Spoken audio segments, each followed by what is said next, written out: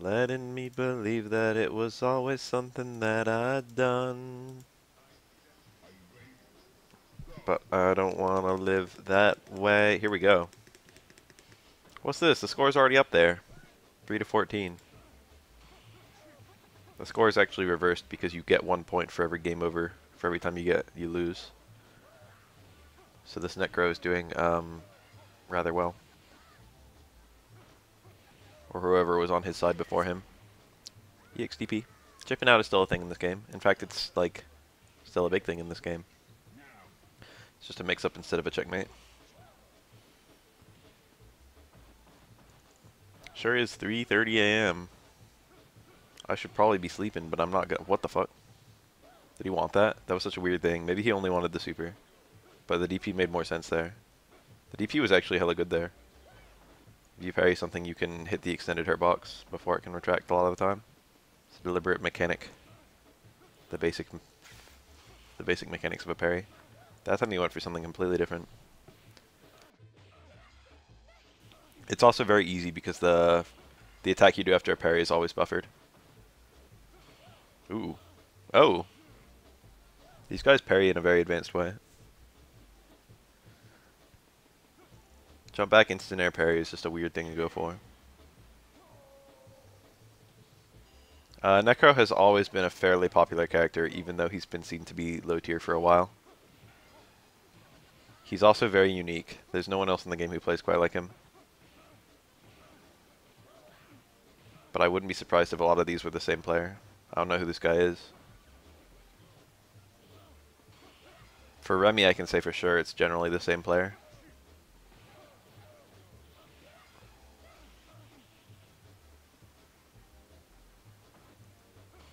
That was nice. I feel like Necro gameplay is kind of samey. It's hard to tell Necros apart. Remy, on the other hand, is a bit different.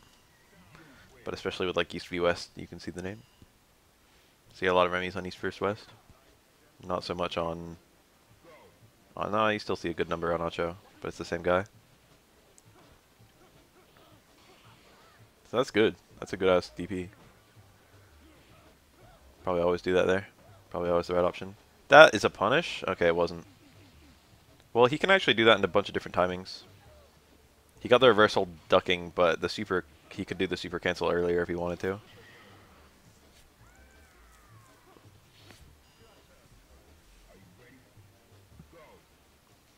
I mean, that's like a minus 14 whatever, I guess. Isn't it? Something like that. I said it was safe, but it's only safe at range. It depends on the character. Or struggles to punish it. Wow, what a juggle. That gets 4... I think that gets between 3 and 5 hits, depending on which character you do it on. Heavy electricity. If it gets 5 hits, it's damage optimal, I think. Meterless. If you want to spend a super, you do back medium kick into... Oh, he only did 1 hit of electricity. Otherwise, Dudley would have had to parry multiple times. He got the mix-up wrong, the Necro player. If you mash out the electricity, the opponent has to parry over and over. Whoa, that empty cancel. Clean. Anyway, otherwise you do back medium kick into medium spinning hook into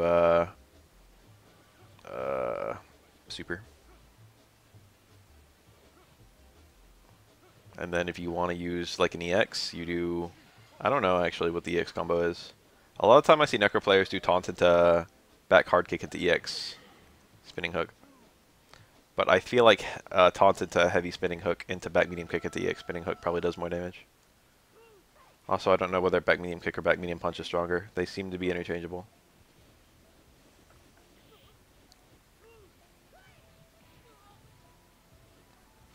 I see some Necros go for one, other Necros go for the other. Probably got similar damage, similar startup.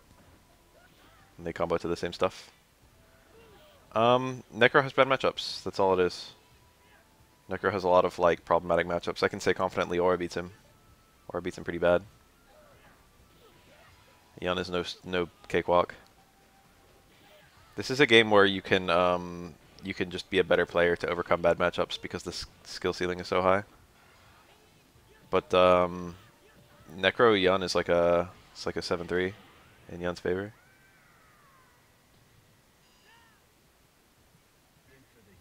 A lot of his attacks are only one parry. He doesn't have a whole lot of active frames to throw around. His mix-up isn't great at most ranges, although it's pretty good up close, especially when he corners you. He's got some punishable on block stuff and some punishable on hit stuff. Like that. I did not play. I haven't even bought it yet. EX Fighting Lair. I was busy all day. I got Cody to worry about tomorrow, and the Cody tutorial video to make, which I've only done a little bit of. No one has asked. I have not played any EX Fighting Lair yet. I'll probably stream it at some point soon. I have tomorrow off, but I'm going to be holding the BAF Cup too, and I should probably do some Cody research just a little bit before then. Would be a good idea.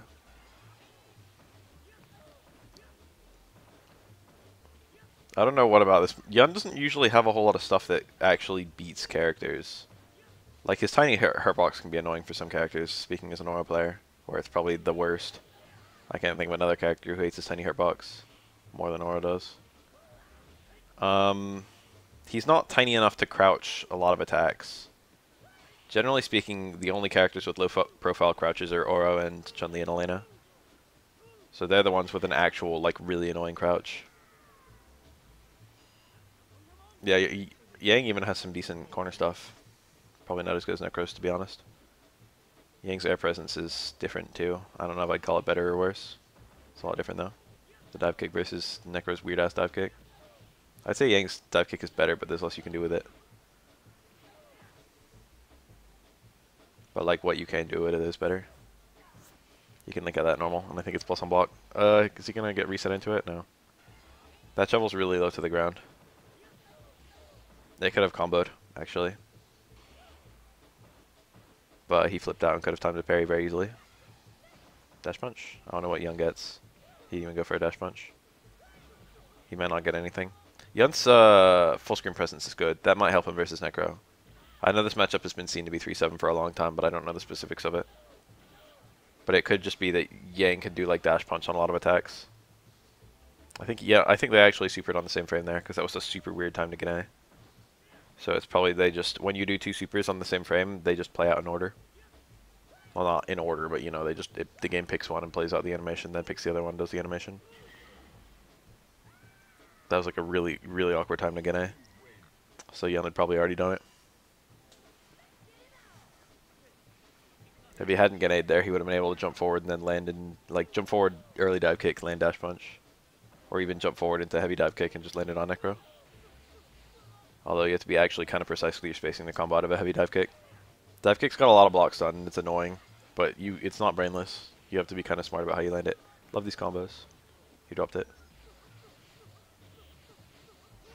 So that was like the EX combo, or that was the super combo without the super.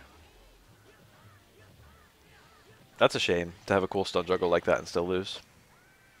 He should have taunted, right? He didn't taunt, did he? Let's go back and look at the post stun. Yeah, he dropped his combo and then he didn't taunt. He like whiffed the low strong to build some meter. But the taunt probably would have made that combo kill. Pretty sure. That was a misplay. I think he thought he had the round in the bag maybe. Or just thought, I don't know. Yum wasn't going to shake out of that.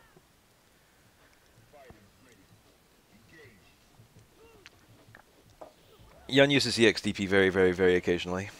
It's not a horrible EXDP. It's not great though. It's not the best EXDP. You can low profile it and it doesn't have that much range.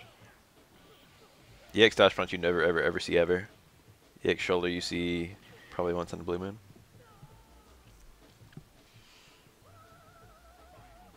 I can't remember the last time I've seen EX dash punch. And then palm has no EX and command grab has no EX. Ooh, the red. If you can do that, the red parries kind of fuck up Necro. If you can do that red parry reliably, and it's always the same timing. Well, it depends on that. You have to scope the angle still. Because the second hit might not happen at all, and it might actually have a different timing depending on which drill it is. But if you can get that red parry every time, you can fuck up his dive kicks and make it horrible for him. Same with his little spinny hook thing. If he does the light spinny hook, it's safe-ish. I don't know. I feel like it's safe, but it might be very slightly punishable. I think it's minus. But if you just red parry the spinny hook second hit,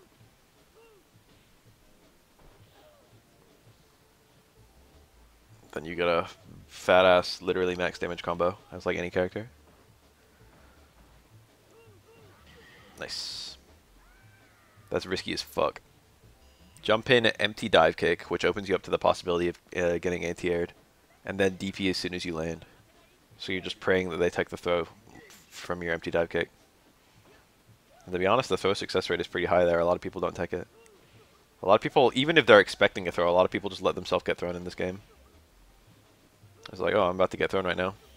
And then they do it. They just let themselves get thrown. So I play third strike. That's the red parry again. So that's a pretty hard read doing empty jump dive kick. Into DP. That ender's cool. He gets a lot of meter from that. See, that's a punish. Against dash punch probably helps him a lot in this matchup against certain normals. Not the Necro usually uses those normals anyway. The low command grab he does though. That combo is pretty short apart from the ender. There's only a little bit before the ender, so Young got a lot of that meter back. I wouldn't be surprised if Necro's, like the long start up on most of Necro's attacks, and the fact that he doesn't have a lot of fast attacks that go far. I wouldn't be surprised if that made it really hard for Necro to keep out of Ganayon. Or I can keep out of Ganayon pretty well.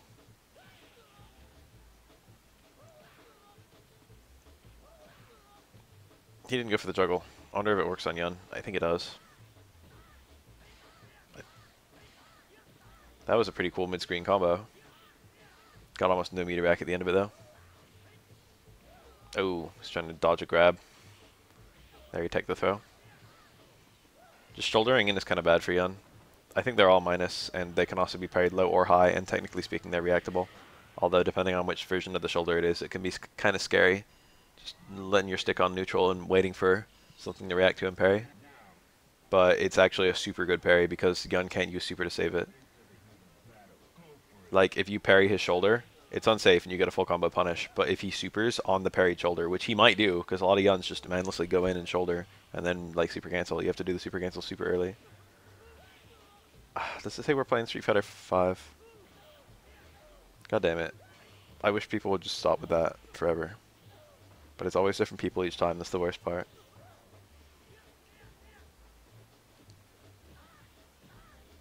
I need an emote that just says retro, and I can just post it.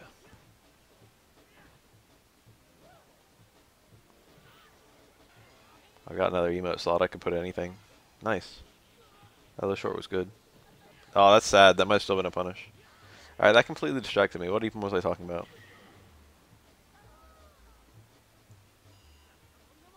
Cody just came out. And also I already stopped playing Street Fighter 5, even though I don't dislike the game.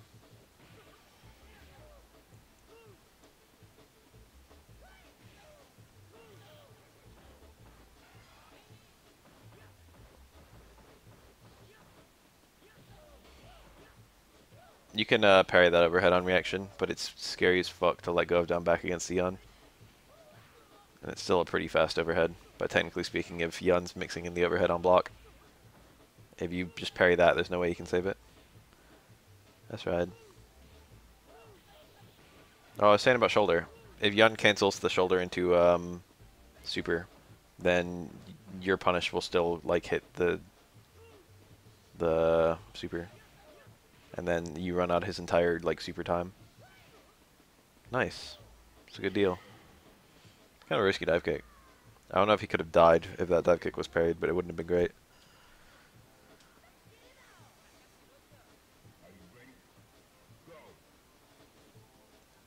SF6. Hard to say. I don't want to make any comment on that. I want a more technical Street Fighter again. I want some anime features. Just a few. I want some borderline Tatsunoko. I don't want like Baroque, but I want the combos to go that way. I want some like hit the opponent to the air and then do an air combo on them. I like games where that's a feature. Ooh, why'd that work? He tried to jump out of it, but he was too close. That's probably what happened. It didn't look like he was committed to anything.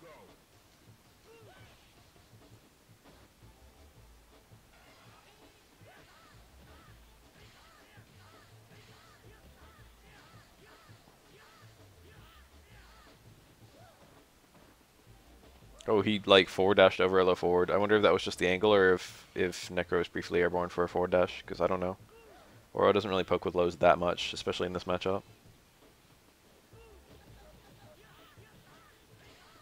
My lows have no combo route.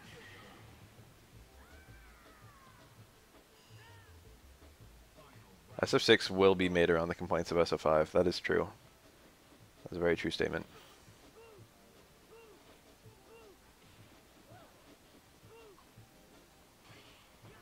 Every single Street Fighter is a reaction to the previous Street Fighter. They keep the good and have specific game mechanics built around countering the bad. Love this combo. Oh, he cuts it pretty short. No taunt again. That would have killed. Oh, that we got to see the very tiny range of Yun's EXDP though. I said it has small range before, but that was actually it. That was just how small it is. It's very small. It also has an on and off, the way a lot of multi-hit DPs do, but like worse. Like when Ken's DP seamlessly transitions from one attack to another attack, from one hit to another. There's no frames where the hitboxes are just entirely gone, I think. But I think Yun's there are.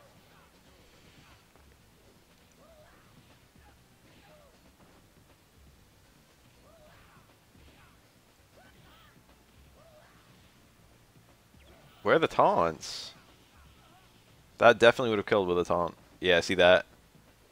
It's very common for a Necro, when trying to chip you out. You can't parry electricity down, I don't think. So when a Necro is about to chip you out, what he'll do is he'll do electricity. Just like do it a little bit, and then he'll like stop doing electricity and just like low short you. He'll like do it like on your wake up, but then he'll stop before you actually wake up. So you won't actually get to parry it, but you'll be like waking up with high parry. Because you'll be scared. And then he just kills you with a low short. I feel like they probably won't even bring back those strike taunts. They probably just like, I think they just think the taunts are bullying now. That's probably a mechanic. I would like if every character had an install of some variety. And I don't mean like a big install, just like a little tiny self buff. I have not yet played EX Layer.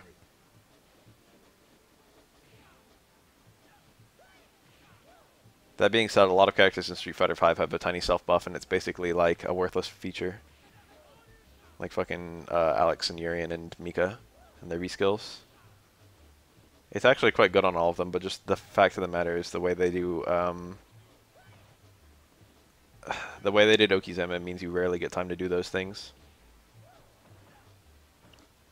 And because you rarely get time to, I think that like low Okizeme is the way to go. I think that's a good change. That the game is very dynamic.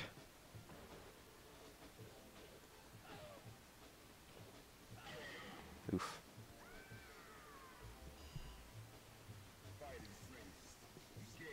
See, the thing about Q that made his taunt so interesting is that functionally what that really does is it forces you to rush Q down. And to be honest, it's pretty easy to zone Q, as almost any character.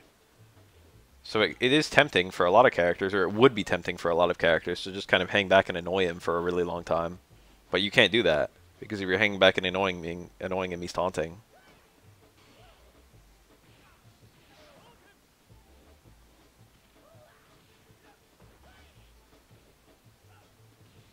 I don't want like install supers. I just meant like little buffs, little self buffs.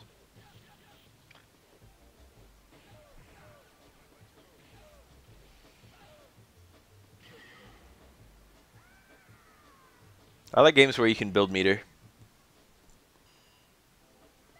by like whiffing something, like the extra mode in KOF, where you've got like a super meter charge, or like whiffing throws in the alpha games.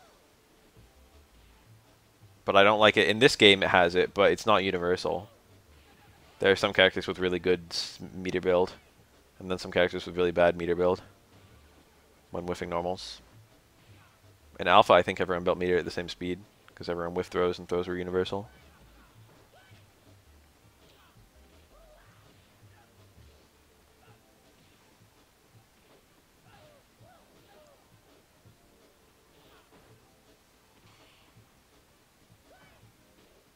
I wouldn't mind custom combos if they didn't fuck it up. If we had like Excel style custom combos. Oh god, why would you do that to yourself? I feel like Infiltration has shown that you can make jury work.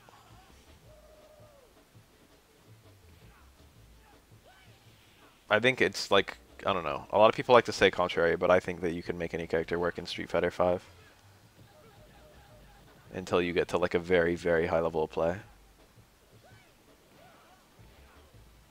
I think it's like functionally just some characters are harder than others. And I don't mean like I don't mean harder to play, I mean harder to find the correct avenue to win. But I feel like all the characters in SF5 have win routes in like every match. Something so-and-so character could have done to win.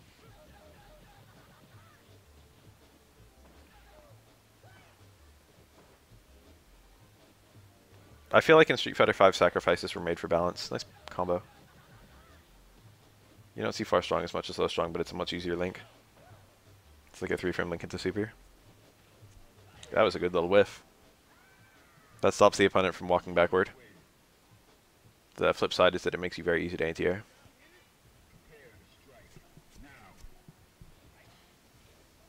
You can't air parry when you're whiffing in a normal.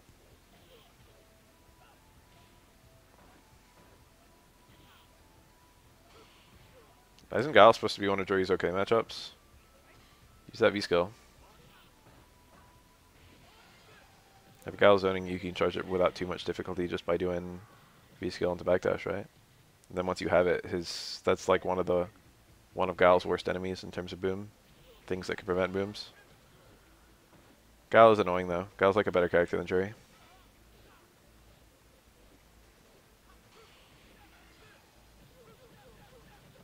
No, I think that's kind of bad gameplay design, to be honest.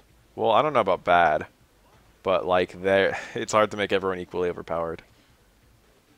I feel like it's not really saying anything, is all I'm saying. I don't know if every character can be overpowered or underpowered. Like, that all just depends on the game. Like, when people say Street Fighter 5 is simple, they're talking about compared to, like, Street Fighter 4. But Street Fighter 4 is, like, very, very simple compared to, like, you know, a shit ton of other fighting games. Like, overpowered and underpowered, people are just talking about how they compare to previous iterations of Street Fighter characters. Street Fighter 5 characters are super overpowered compared to, like, Street Fighter 2. I mean, it depends on what you mean by overpowered. If you mean, like, doing 30% with a throw, then Street Fighter 2 characters are overpowered. But if you think about it, like, in terms of, like, you know, having a Roman cancel, or, like, being able to confirm shit, most SD characters can't even fucking confirm. I wonder if he could have comboed a super after the second DP, or if the JP was just not there. Well, the JP wasn't going to be there no matter what. I don't know if light DP into super in a juggle like that, well, I don't know if the super hits on the way up.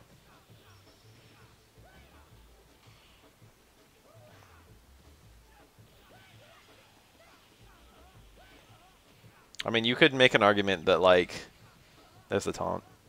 Like, the pure mix-up potential. Like, everyone should have a lot of pure mix-ups, and that just makes a very offensive game.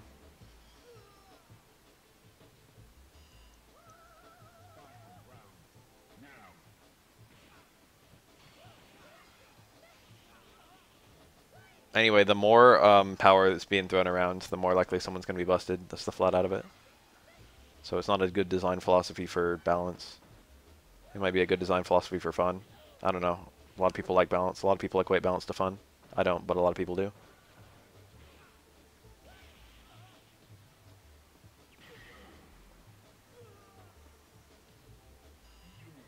Not everyone is equally overpowered in Super Turbo at all. Have you played Cammy in that game? What? Have you played Blanca? Blanca has like one thing that's even remotely good. Is the bite throw. Everything else is extremely mediocre.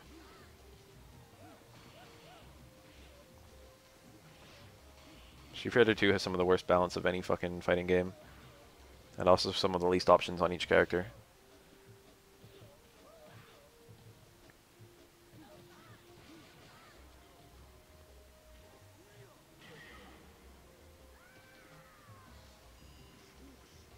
The only reason it has anything even remotely resembling balance is because the roster's so small.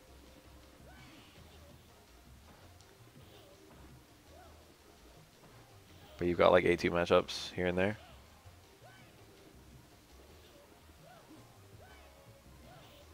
Characters who only have bad matchups.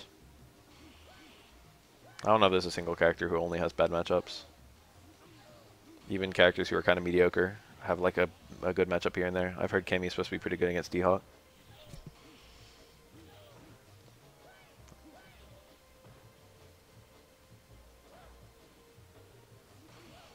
The guy on Shore you can... I don't know who that would be. The guy who made the ST video? I didn't even watch that yet. Ooh, he's still dead though. There's no good way out of that. He might have been able to parry hits and like get a crouch jab out between parries or something. I don't know. Because all he had to do was tap. Even if it traded, all he had to do was tap Akuma. I don't know if Kemi was... A lot of people throw that out, but I don't know if Kemi is actually truly decent against Dhalsim. She has like a couple things that are interesting against Sim. But like, I don't know if she really has an answer to like a slide. Or if she really has an answer to a drill kick. She has a DP. But it was like low drill kicks. The only thing about Kemi that's kind of annoying is that Dhalsim can't anti-air with a low. He can't trip guard her. Because she can do like jump strong and then land into low strong or whatever. Land into slides and still block them. But I think Dhalsim can still anti-air Kemi just by jumping with her. Or like he can use stand hard kick or something, I don't know.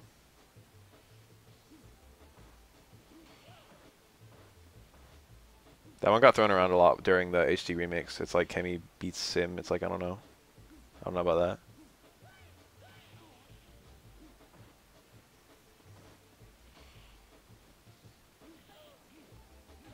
I might.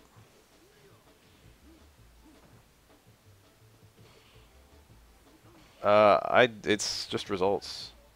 DJ's been doing really well at recent tournaments. It's like what Japanese people have been saying lately. He's got a touch of dizzy off of any jump on any character, I'm pretty sure. Neat. Neat! So the way that Necro jumped meant that he didn't get hit by the first hit, which meant he could parry one of the later hits. That was incredible. And then Makuma became a choke artist very rapidly. Let's watch the ending of that round again.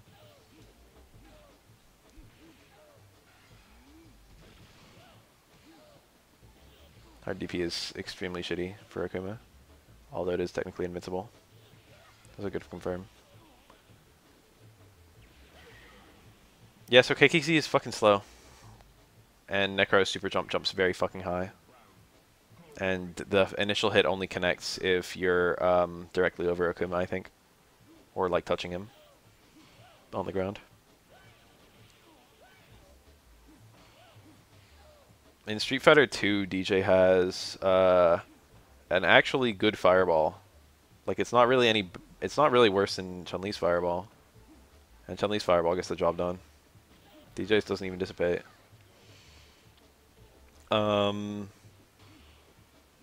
His up kicks are like an invincible anti-air.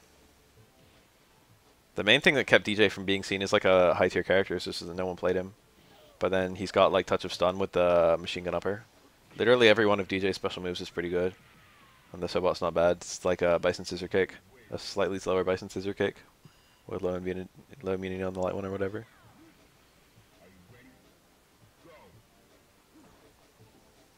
DJ got fixed a lot in Ultra. He just didn't get fixed enough.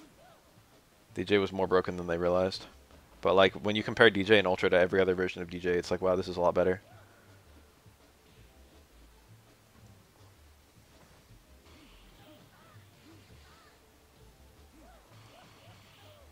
But I don't expect anyone to know DJ's fucking changes.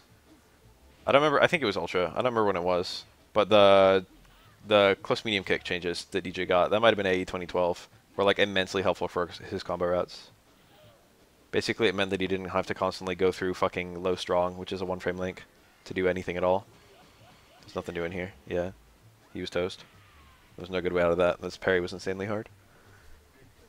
That low roundhouse could have come at any time. Situations like that are why Kema picks Super 1, even though it's the weakest Super in combos. Ooh.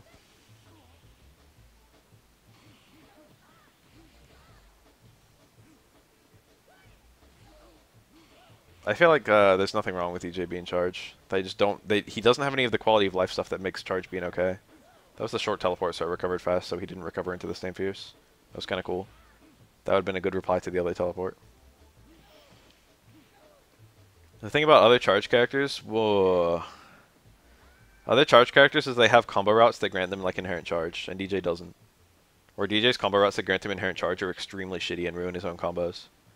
If DJ doesn't have charge, he has to do shit like low short, low jab, low forward, which does like no damage at all and has no combo routes. And if he wants to do like you know, actually build charge, look at all the damage on that throw. If he wants to do a combo that actually builds charge, he has to do like low short, low jab, fucking, and then cancel the third low jab or the second low jab, the third hit. Wasn't significantly dependent on charge. He needed it to end literally any combo. The only other ender he had was low forward, which did like 80 damage. Granted, it was a hard knockdown, but like, he definitely wasn't more mobile even than fucking Guile. And Guile's a very not mobile charge character. He was a lot less mobile than DiCaprio. He was a lot less mobile than Chun-Li. You can get charged during any jump. Being able to charge during a jump is not amazing.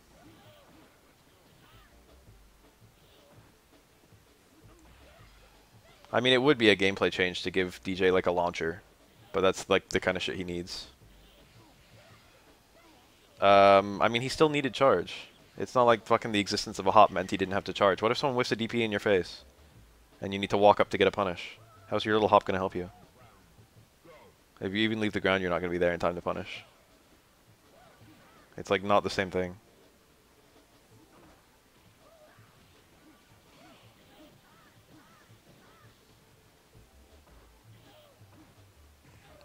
There are a lot of characters who have it worse than DJ when it comes to character-specific combos.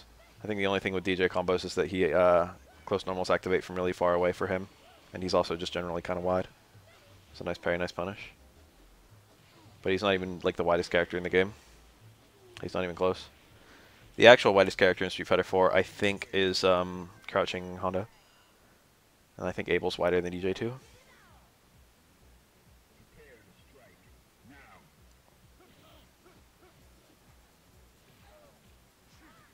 If you have to walk forward to hit crouch medium punch, then you don't even have that. And honestly, that doesn't even combo at all ranges. And honestly, it's not even that strong. It doesn't help that if you mash it, you add scaling.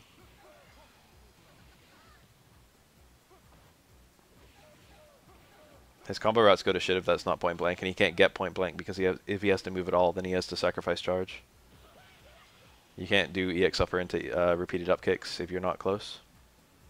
And crouch fierce, if you get it on the far away connects, it has no cancel window, so it's got to be low strong. Like imagine if DJ could just walk up and launch you.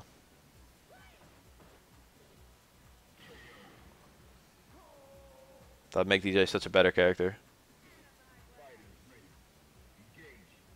And he could just charge during the launch, during the juggle combo.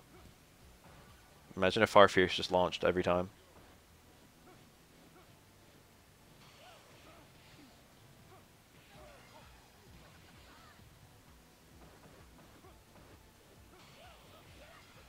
I think Hakam was wide, yeah.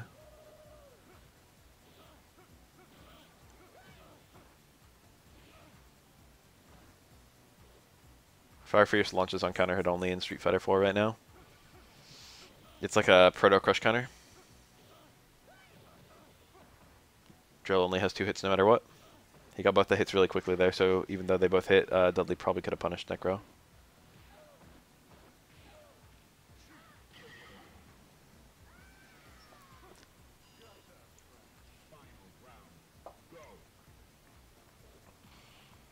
I think every single other character, I don't know about Chun-Li, just about every other character in Street Fighter 4, if they're a charge character, they had some route that didn't require charge.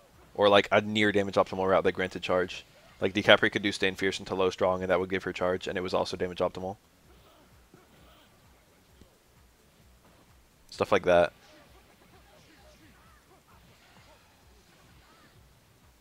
Bisons were kind of iffy.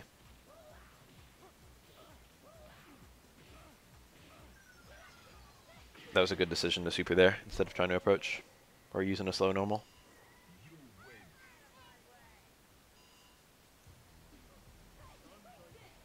DJ could get charged with like 2 low shorts into a, 2 low jabs into a far medium kick. But it was tight. And also it scaled the, like, far medium kick first it only already does not that much damage. And then having 2 jabs before it also increases your scaling. And also that's a far medium kick so that it's really, really hard to do a flash kick cancel from it. So you basically had to go to Sobat because Fireball wasn't a good ender.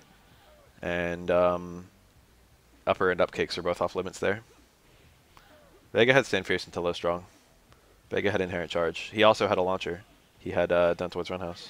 And both gave him actually decently powerful combos. Vega's damage wasn't that bad. Vega was okay.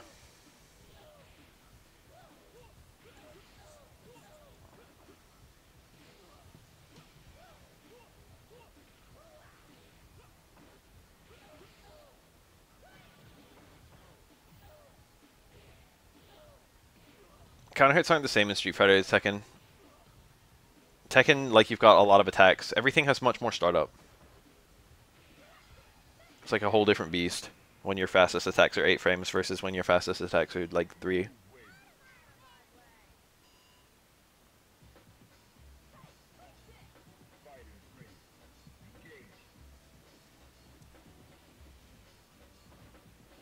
I don't know if I'd call DJ bottom 1. I'm not even sure I'd call him bottom 3. To be 100% honest, I'm not even sure I'd put him in bottom 5. But I think he was low tier. My personal pick for worst character in the game might actually be T-Hawk. But that's not going to be a super common opinion, although most people don't think T-Hawk is good or anything. I don't think most other people would call him bottom 1.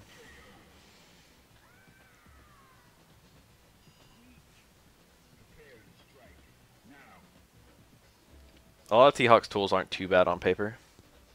Like, he does like a fucking 230 damage command grab or whatever. I don't remember the actual damage on it.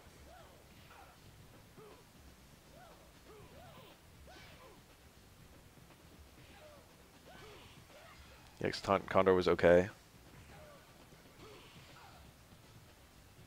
It was like probably his best tool. Advancing, safe at range, fucking armor break.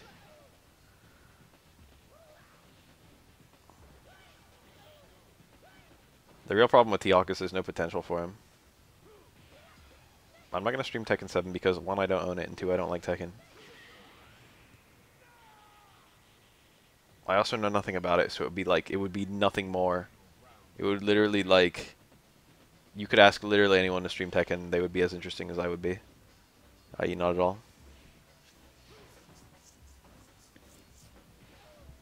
I don't even feel like Tekken is like the same genre, to be honest. I don't get the feeling playing 3D fighting games that I do playing 2D fighting games. And Tekken is already like weird, it's already like different as fuck compared to Street Fighter. It's not like I play every 2D fighting game or anything. I only play games with Street Fighter in the name. I think I do too. I like the Mega Mode characters. That's not even a punish, that was reversal. Necro, what the fuck? I think he got an accidental auto correct or something. I think he jumped over and then tried to do half circle forward hard punch. And that gave him somehow, because of the way the directions worked, because he jumped forward and then did a half circle forward after making it to the other side. Somehow that gave him a DP motion. Command overlap. That's a shame, because that would have been a big combo. That was like a damage optimal thing to try and do. That's the worst part.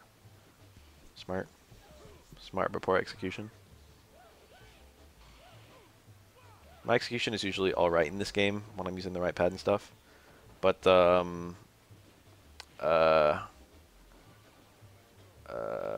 accidental charge is a very easy thing to happen, especially with, like, partitioning. It's very easy to partition on accident. I don't know about a tier list for Omega Mode. We're all just a bunch of clowns. We're, like, not good enough to sort out a really good tier list. We could do, like, an ease of use tier list.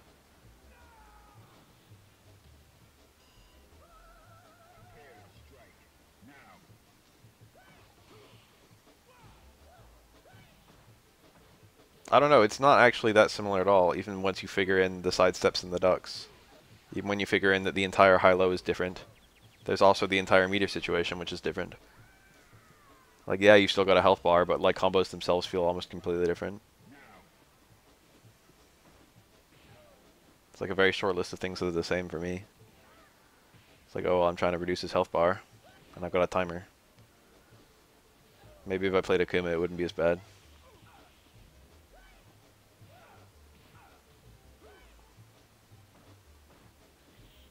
Okay, I could very easily make a tier list. It just wouldn't be a good tier list. I can just list all the characters, and I can make a tier list like that. I could list all the characters alphabetically, and I'd call it a tier list. But I have no idea how the actual balance would figure in. That's my point.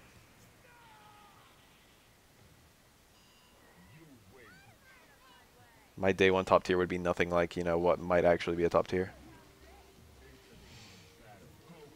In terms of like easy characters, I don't know, because I'm not even gonna. My opinion of what an easy character is might not be different from someone else. I think Kami we agreed on pretty early, but almost every BAF Cup since BAF Cup 2 we've disagreed on who the strong characters are.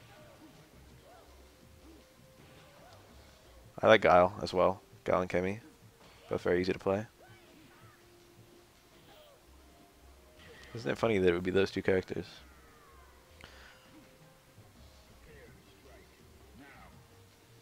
But it's not like I've researched everyone.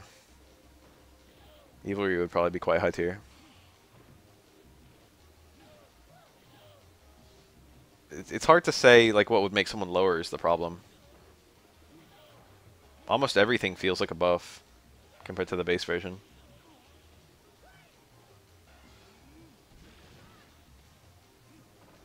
Evilry feels more fair in Omega, huh?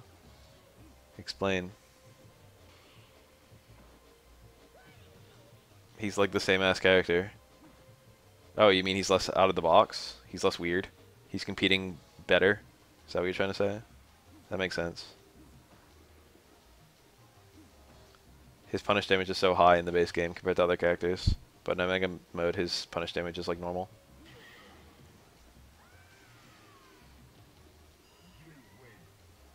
Because everyone else's punish damage is so good.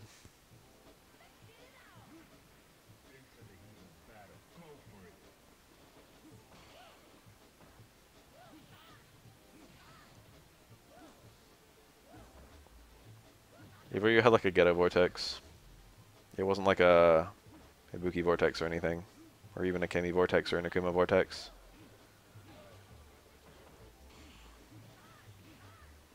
Not quite. Nowhere near Akuma. He was there though. He had a dive kick. He had some decent knockdowns. He had Tatsu sweep on most of the cast. I don't think it worked on everyone, but it worked on almost everyone.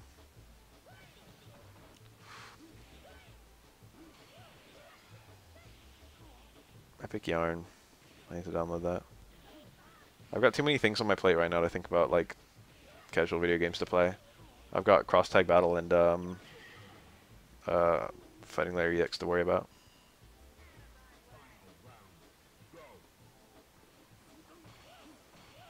I feel like it is. I'm pretty sure it is.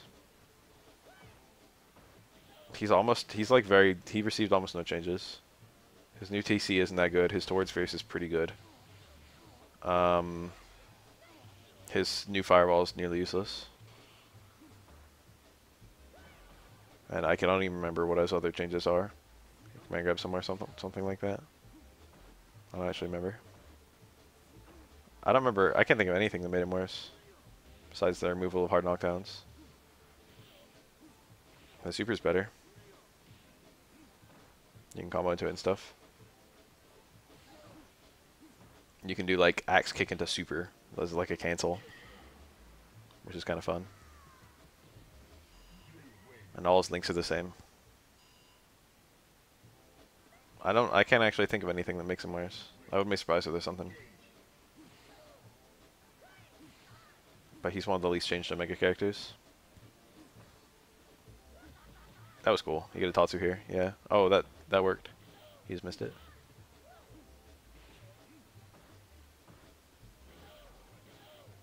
I've been trying to get into a BlazBlue game for a while, and Cross Tag Battle seems to be the easiest way in.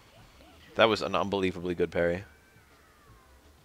He blocked as much as he could, and that didn't just that was like a really good idea, because it meant that the total amount of hits he had to parry was a lot fewer, which meant that the amount of time he had to spend parrying was a lot lower, because it's a lot faster to block than to parry. So he had to take less of a mix-up once he was done parrying. Unfortunately, the unbelievably good parry was not enough. Yes, Omega Mode was made by the team that made Street Fighter V. There have been like 2 interviews that have talked about that.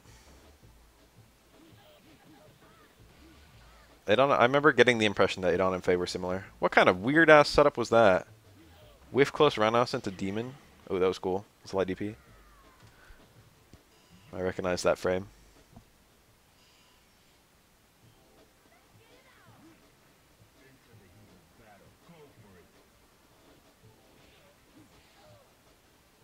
I remember liking Adon a lot. I remember Adon was one of 2 characters where I actually got pissed off that crouching DPs weren't a thing.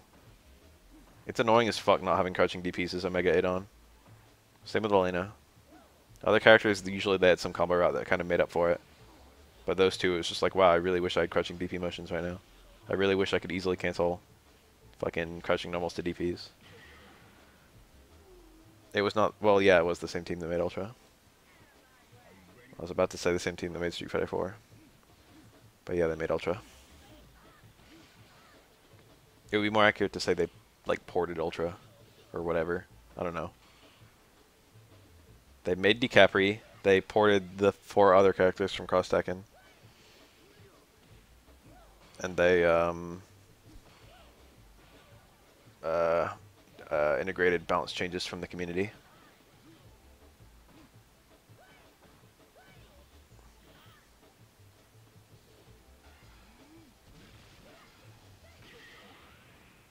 KKZ has a lot of invincibility, but if the opponent doesn't commit to something, the startup for KKZ is insane.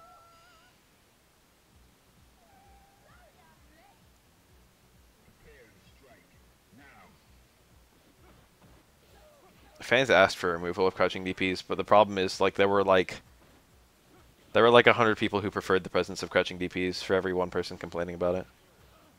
So you had like a loud minority. Crouching DPs are really easy to not do on accident. If you just have good hands, if you just like fucking try to do motions the correct way. Like, you can easily get a crouching DP on accident if you're trying to do some stupid stuff. But if you're not trying to do some stupid stuff, they give you very easy routes to like do motions.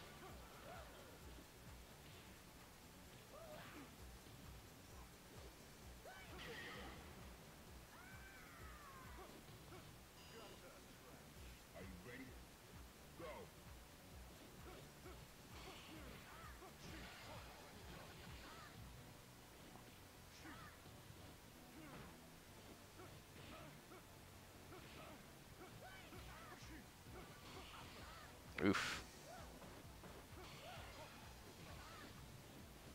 He's alive. Oh. Even if he got that parry, that was the last that he had to parry. There was no way to, like, you know, add extra hits there.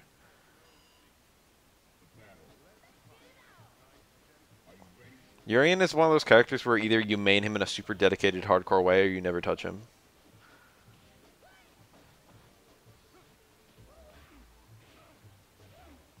But yeah, I think you're actually right. I think there are more Japanese or more American Urian players than Japanese ones. Ooh, that was sick.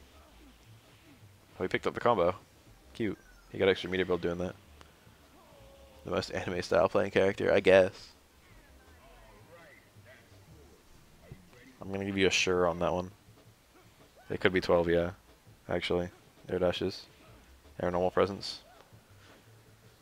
If you parry low, was that I don't even think that was a low parry, was it?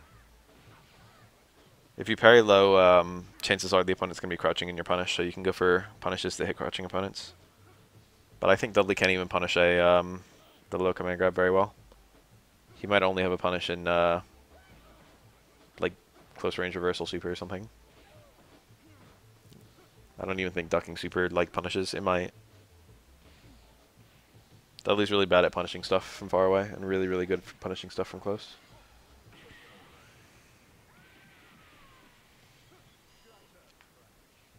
You only need to learn charge positioning for very specific combos.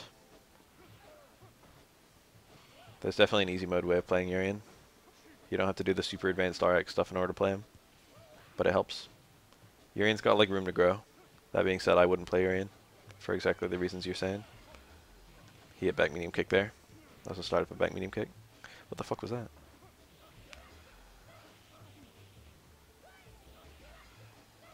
It's kind of weird that like 12's entire like premise as a character is that he can heal off wounds, and he doesn't have a healing super. Elena does, and she's just a fucking random woman.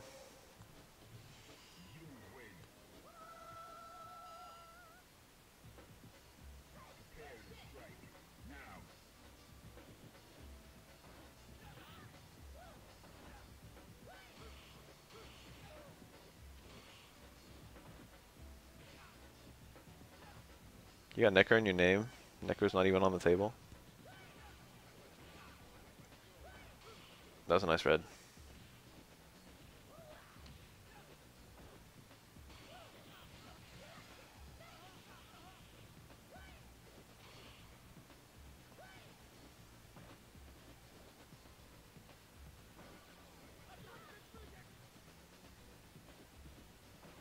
Necro's okay. There have been a lot of people who have made Necro work in tournament. A lot being like 4. No, it's more than that. Necro's probably like secret high tier. And by secret high tier, I mean secret mid.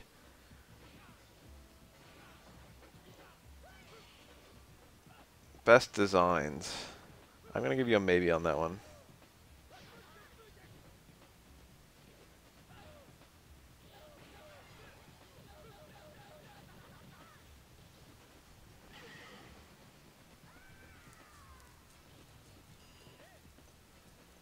I'm gonna give you a maybe.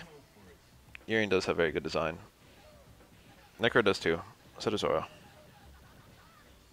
Also both the twins. I would maybe say Makoto, but Makoto has some disgusting design, but also some good. I like the way that, like, she's like reversed. She has like no confirms except her command grab. And her command grab is like insanely stupid. Classically, Necro's low, but most tier lists these days put him at mid.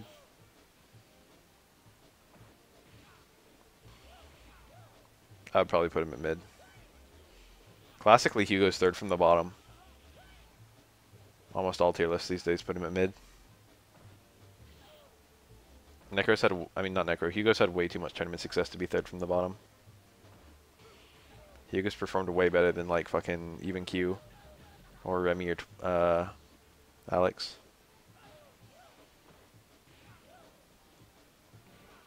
That, I think that does less damage than just letting the command grab resolve.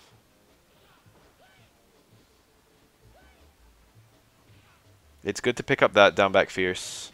Nice, good punish. It's good to pick up that down back fierce if you dizzy the opponent with it, because then you get a full juggle. But if you're just like, I don't think there's a juggle there that does as much damage as just letting the grab end.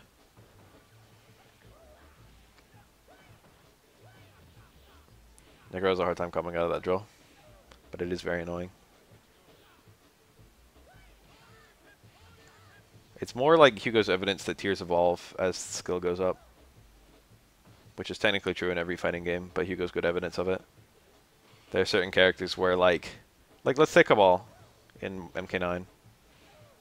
Let's say Cabal back when he had the block string infinite. It's like that didn't affect low tier matches at all as a punish. But if you're good enough to get that link over and over, that one frame, safe blocked dashes, and that means Cabal is suddenly quite a good character. Sometimes like tier stuff is locked behind execution.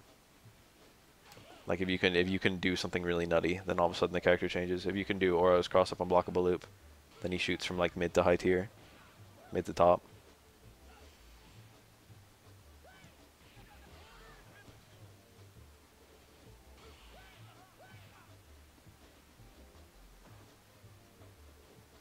Hi.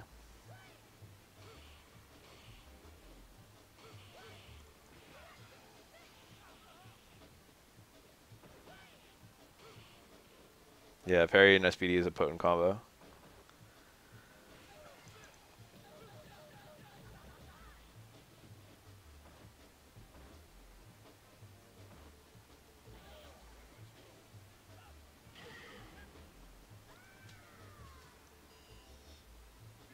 Damn, that Hugo I fought, he was pretty good, huh? A lot of people noticed. I'm a little rusty at that matchup. I definitely didn't play it as well as I could have. I normally play like zero risk. I play obvious. Playing obvious is usually a horrible thing in third strike. And even against Hugo it is. But I usually play obvious anyway.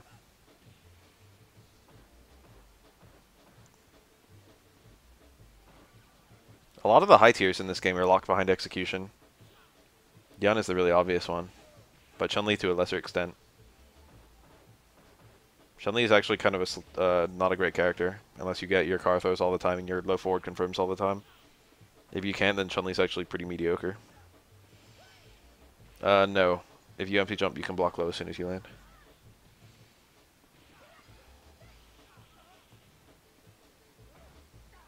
That happened to me in the last BAF Cup. I mean, not in the last BAF Cup, in the last Wednesday Night Fights.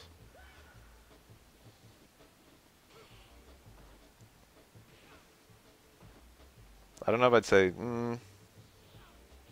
I guess. Not for Chun-Li and Yun, but Ken and Ryu are both. I haven't played Fighting EX Layer yet. I haven't even seen it yet.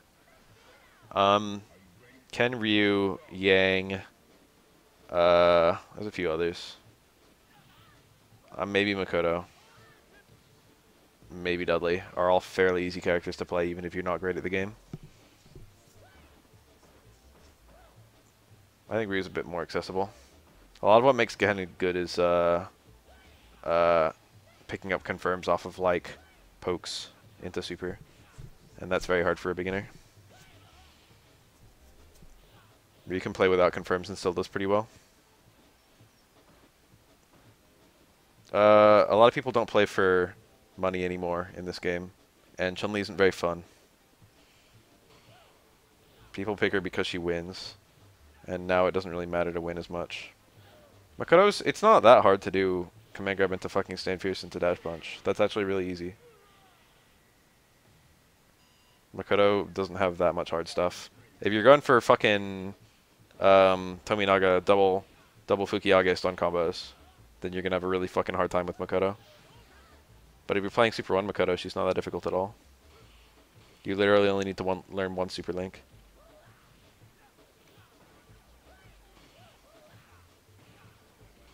If you can do dash punch into Super 1, then you're fucking set. Cute. Oh, he stopped. You parry the same way until you see your character turn around, and then you switch the parry direction. One of the parries will autocorrect in that context. But only that one, so you've got to be ready to change your parry direction. He actually made it over and switched the parry direction correctly.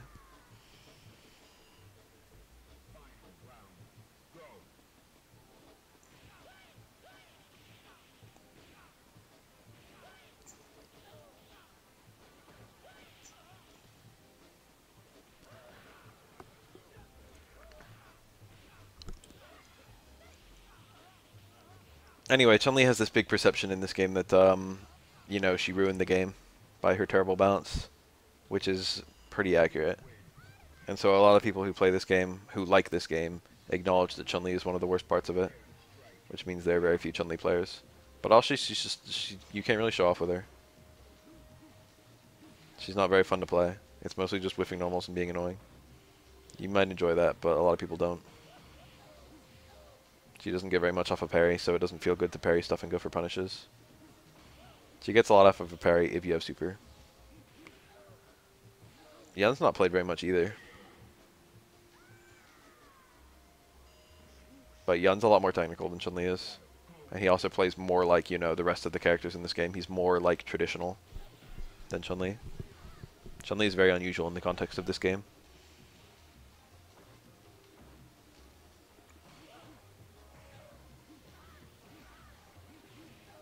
Yun is just a huge culmination of things that are strong in this engine. Chun-Li isn't even things that are strong in this engine.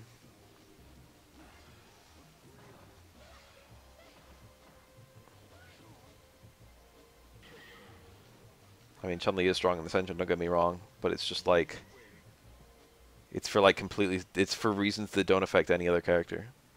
It's for having an extremely stupid mix-up between, like, how much she makes you block low, and then how much she can punish you for blocking low.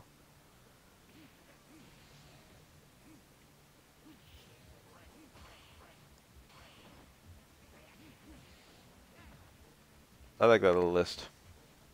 My list is different though. But I think everyone's list is going to be pretty different. Dash under. I think that was available there. Should have gone for it.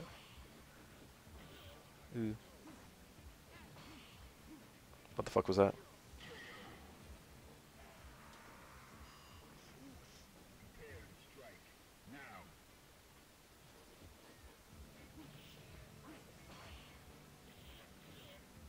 I put this matchup a decent amount. I don't like it. Oh, what is this? I like it. You can't quick stand out of that, but you can teleport out. He was ready with the punish. That teleport was super duper obvious. Ooh, that was a good card throw. Wow, that looks quite a bit like my list. My tier list of fun characters is probably Elena. Nice little juggle.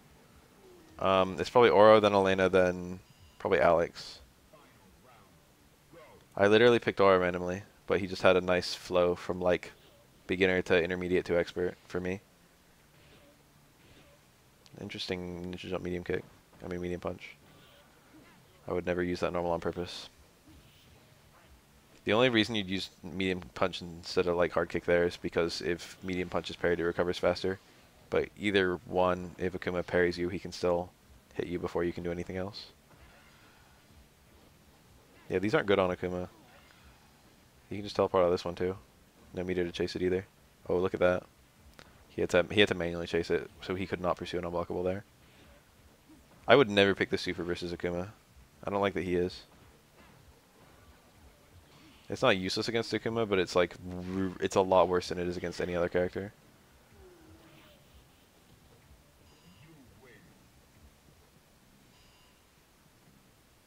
Elena footage. Elena's actually probably like the third or fourth least played character in this game.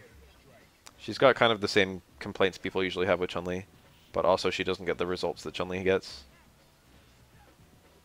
Her gameplay style is similar-ish, but functionally she's quite different. That was a good parry and a good punish. Meter availability almost doesn't matter against Akuma. I want the burst damage. Against Akuma, I always want the burst damage. Burst damage is so important in that matchup. If you get one fucking stand strong with Super 3 against Akuma, I like that route. That was actually cool. 2-hit into heavy stomp. I never do that. But that was actually pretty cool that was available. What the fuck is that? It's a Pepe. He's sweating. He's red.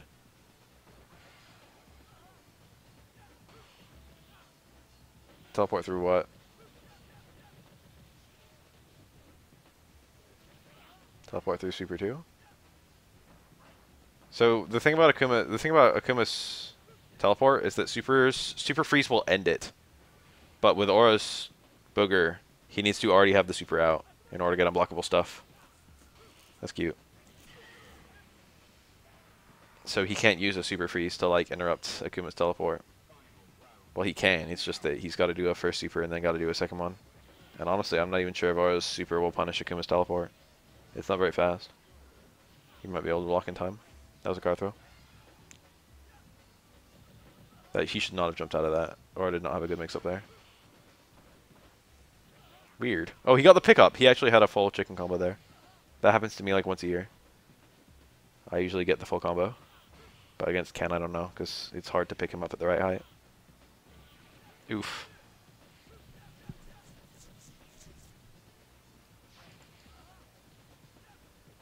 Oh. Literally me. I'd have tried that same closeout. Well, I might have gotten it, actually. I'm decent at that. And Ken was whiffing low short, so it should have worked, technically speaking.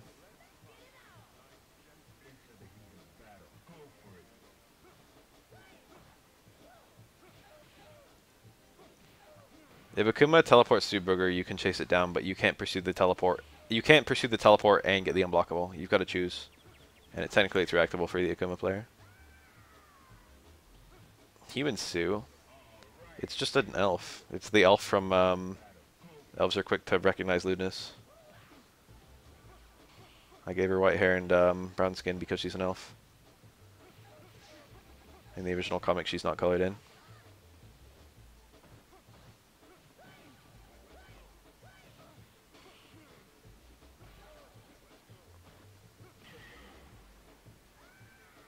Google search that page and show us the panel. Just literally Google search. Elves are quick to recognize lewdness.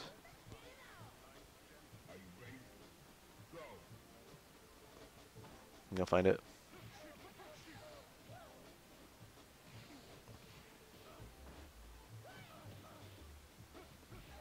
Have I watched this one? I might have. I like haven't been paying attention to this one. We might have watched it. I don't remember. 2018 6-9 video 5. I don't remember it. Oh, different punish. That's cool actually. I was reading the chat. Ooh. I'm gonna forget that whenever I make the Dudley video. It's gonna be really hard to make all the Third Strike videos. I'm probably not gonna make that many at the end of the day. Probably gonna make like half the cast at most. Probably do all the Shotos plus Aura and then be done.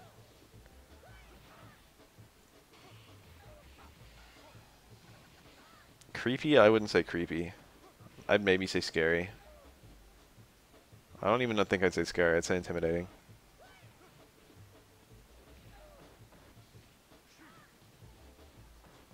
Hugo's eyes are invisible too.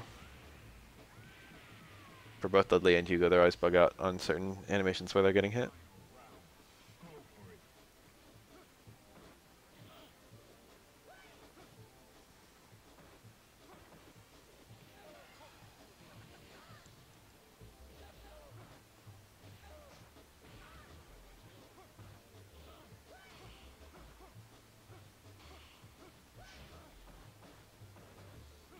Dudley's appearance is near perfect, I feel. I can't think of a single change I'd make to him to make him better.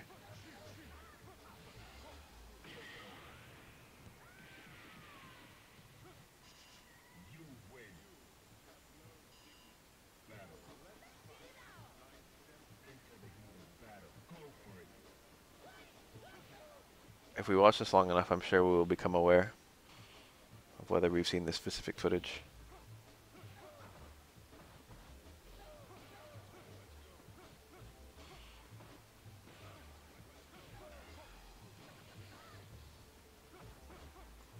The outro footage is so long, it's hard for me to pick it out. There's no player names or anything, which would make it really memorable. I think there was a juggle there, but it was hard.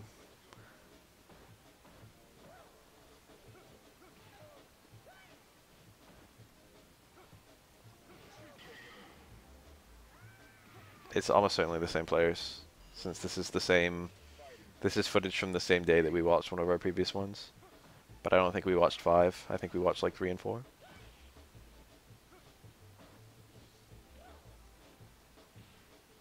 Steve has a pretty great design too. I like the ducking. I really like the way that Steve's kicks work. I think that's really cool. He's got a nice little gimmick. It works with his fighting style, it works with the gameplay.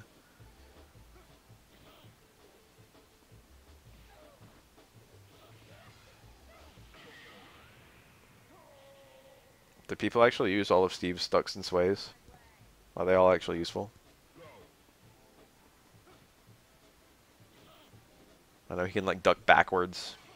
He can like duck in. He's got like the 2 side ducks if you're neutral.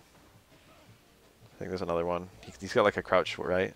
Or he's got like a stance where he puts his hands in front of his face as well, right? I don't remember. That looked like a punish.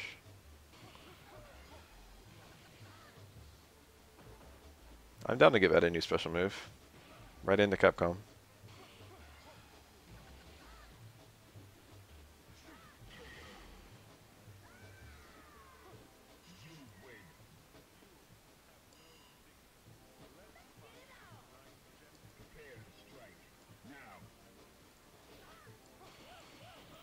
Yeah, that grab that Necro has is unparryable.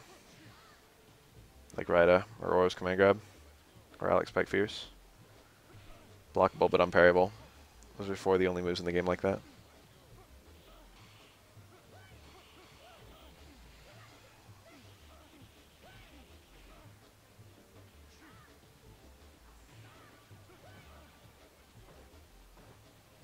At what point along the line did Ed learn how to kick? That's the thing that really bothers me. I feel like he should have been 6 punches.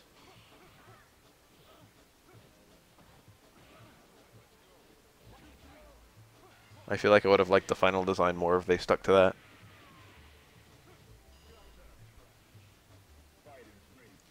They wouldn't have made Psycho Rising, and they would have made Psycho Upper less weird if they wouldn't have made Psycho Rising.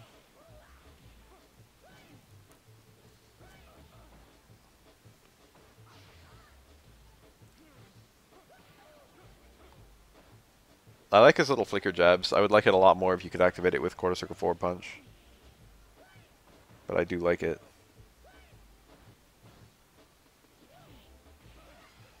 It's amazing how much that changes. I would hate Chun-Li if she couldn't do lightning legs with quarter circle forward kick. But I quite like her. But like that one thing, that one little change would make me just absolutely despise her.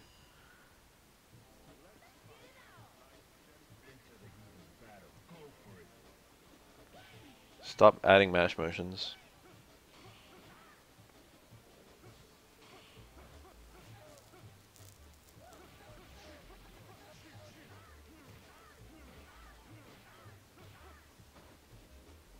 Yeah, now that, like, I don't know. Blanka does have different versions of electricity in Street Fighter 4. The jab one was the most plus, so people always tried to do the jab one. It was like +9 or something. It was like nutty, just how plus it was.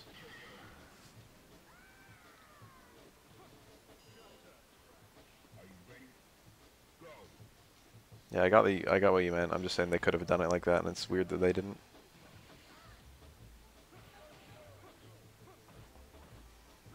Imagine how much cooler Ed would be if he had like a move that crossed you up like Ibuki's quarter circle forward medium kick. If he could just duck through you. Imagine how much better Ultra 1 would be if he trigger 1.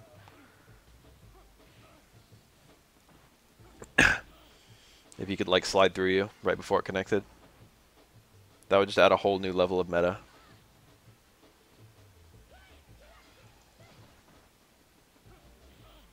Like his V reversal. If he could do his V reversal in neutral.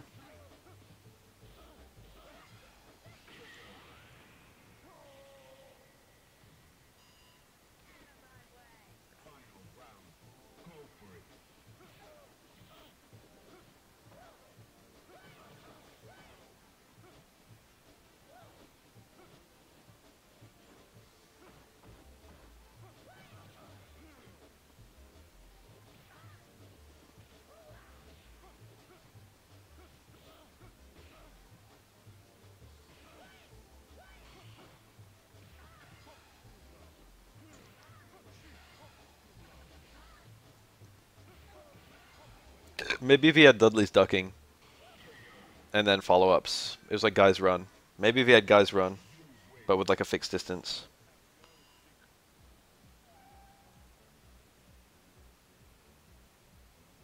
And then, hear me out here. If he does the hard version, he goes through you. Ooh, look at that. That would work like Ibuki's dash in Street Fighter 4. But then imagine you could do stuff out of it, unlike Ibuki.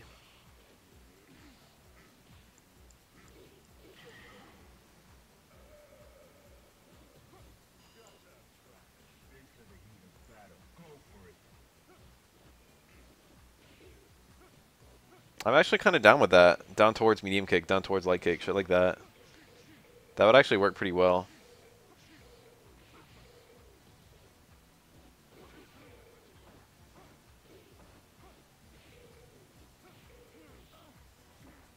Balrog has like 2 TCs now.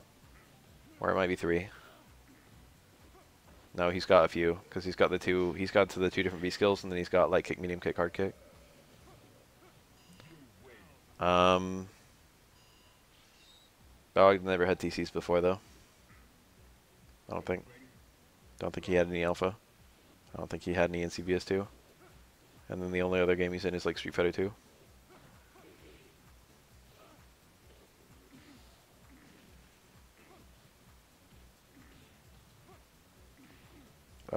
I don't know. Ed will just have to be careful in that scenario. In what scenario when you're getting crossed up do you ever hit like down back plus button? But that's already an issue for characters like Ibuki. Or I shouldn't say an issue, but it's already something the characters have to be aware of.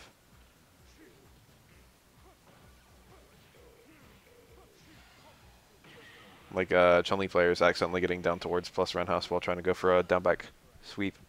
But it's really not a huge issue, you just have to be aware that it can happen, then you can avoid it. It's not like when people are jumping over your head, you're looking to crouch and hit a button, and also not blocking the right way.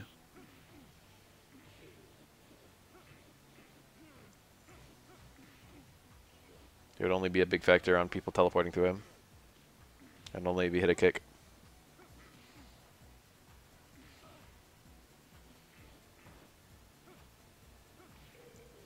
A lot of people might just crouch jab there. That was the towards jab. Ooh, that was a good empty cancel. You got unusual combos on Q because he's huge. You get better than normal damage.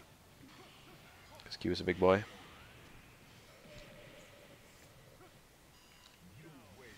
I kind of want to download and play some Fexel. I'm going to buy it right now. Both my PS4 controllers are downstairs. I'm now about 99% sure that this footage I've never seen before because of the way this Q is playing. This is very hard to win now for Q. like the health difference isn't even that bad. But Dudley's neutral versus Q's is very good. And if Q loses a lot of health before he gets taunts up, then it suddenly doesn't matter anymore if he gets taunts up. And then Dudley's damage is pretty good in this matchup. You get shit like that. After I said it's really hard for Q to win, Q got almost no damage.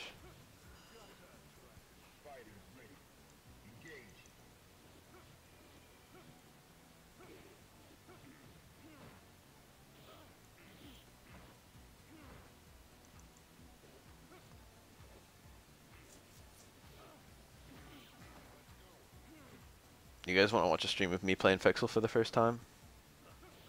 I'd have to do it through OBS Studio. I'm using regular ass OBS right now, I think.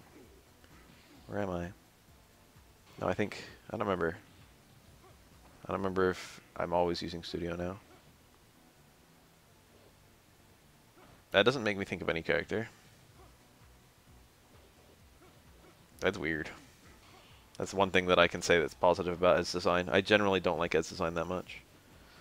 That was light hands. That's only like -5 or something. It's actually not that unsafe. You have to red pay the last hit. You can tell which hands he's doing by the angle of his swipes. Fun fact. Does it have trials? Do we have a yay or nay on trials? Because I wouldn't mind going through some trials right now. Is it 6 button? Is it 4? I actually have almost no details on that game. 6 button. Is it light, medium, hard, punch, kick? All that nonsense? Or do we have something weird?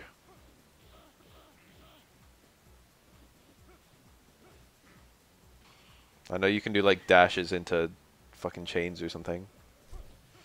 Alright, cool. I'll be right at home as soon as I start playing.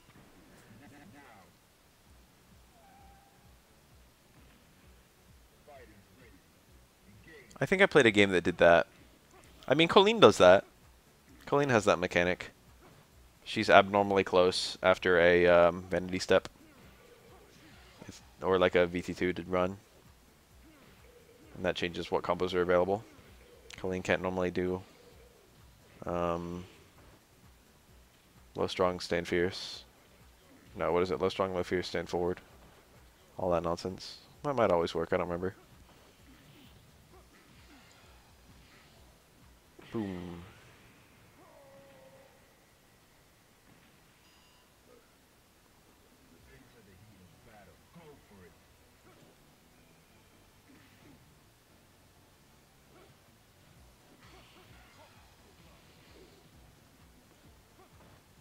All that style of super. That, Yoho, Shinshoryu. Those kinds of supers, I love the animations. Where it's just some big ass beefy hit that freezes the screen. Makoto Super 1. Seichu-san, Goransky!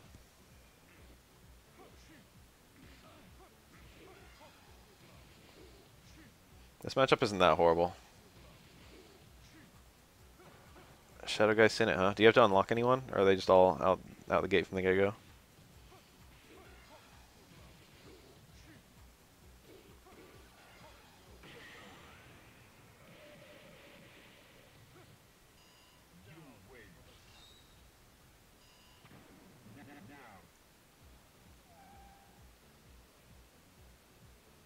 You can use a PS3 controller on a PS4, right? I'm pretty sure. I got a PS3 controller near me. I'll try it. I can at least buy and download the game. And that way, once this footage finishes. I wonder how big the game is. It might, downloading the game might fuck up my, my bitrate. We'll find out the hard way. Cannot use wireless controllers for PS3. Why would it tell me that? Why did they got a specific message for that? I just want to get on the store.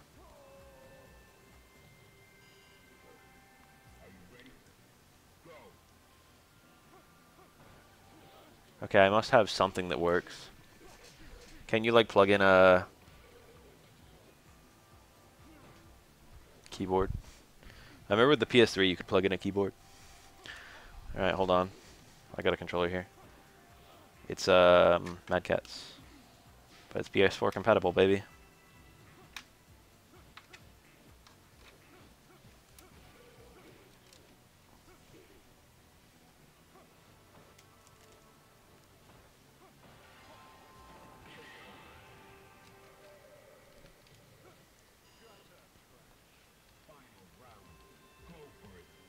It's acting like it's not plugged in. There it goes.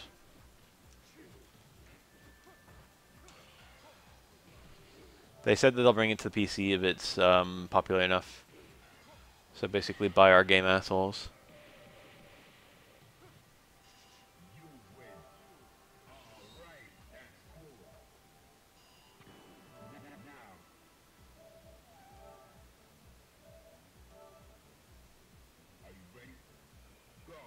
What game is this? This is Street Fighter 3. Maybe you're talking about the one on the screen, which I'm not even looking at. Third Strike.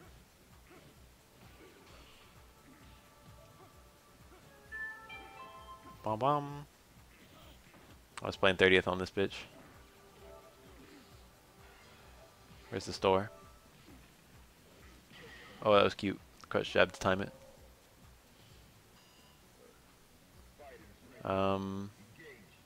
Maybe it'll be in the Just For You tab and I don't even have to search. Top rated by your friends. Mega Man X Legacy Collection. I don't give a shit. So do I search Fighting EX Lair or do I search fucking EX Fighting Lair? Or do I search Fighting Lair EX? Fighting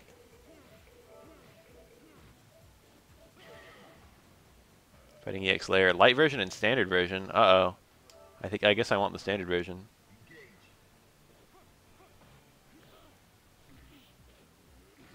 What the hell's the light version? Nah, I'm going all in on this. I'll buy it. 60 bucks.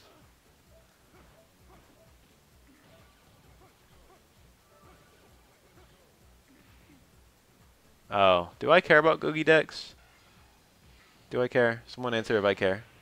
I need to decide right now. Can you like win them by playing the game? You have to buy them.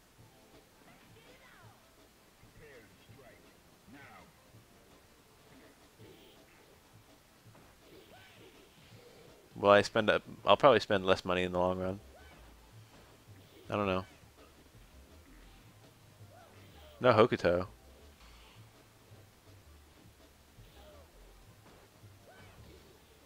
I might make videos on this. I'm gonna hop on. I'm gonna get it. I got money. Money, money, money, money, money, money, money.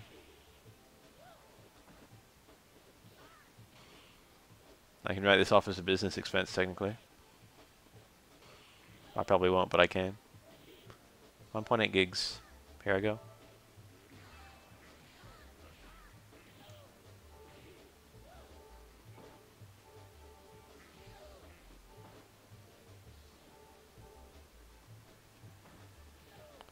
So is it downloading right now?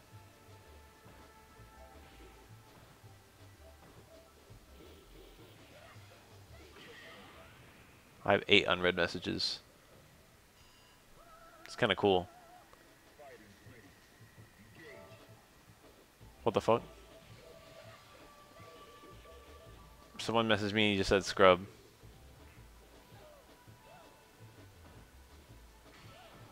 Oh, Jesus. He has created a group. He's added me. Yo, what's good? How come you keep putting me down for losses I've not had a chance to battle in? I've sent invites but not received any from my latest opponents. This happened last time I participated in your tourney and you replied to watch your Twitch stream, so I am and it shows you offline. Scrub. That was his message. This one just says hi. Should I reply? It was sent 9/4/2017. I guess I'll say hi back. It's a little late, but you know. Done. I said it. Oh, a bunch of people got added to this one. 54 different players. And then he posted psnhacks.com/generator. IDK, how about this works? Tested on 1/11/2017. Bought Overwatch with the $50 card. Don't be greedy, lol, share this. And then another one of those. Totally works. Totally working PSN codes. Bought Overwatch with it today, so it still works for sure. If you press X on this message, it opens in browser. Probably knew that though. Add me XOXO. Sorry if I got anyone killed. And another one of those. And then another one of those.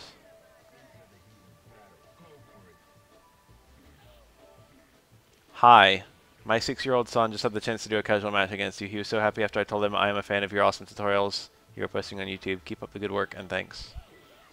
Gonna hit him with a TY. I don't remember who the fuck he was. I played a 6-year-old in Street Fighter 5, I guess, at some point. Nice. I wonder if I won. Created a group, Daring Sandra 7600, looking for something real. I guess this girl's hitting on me, huh? Whoa. Alright, that was all my unread messages.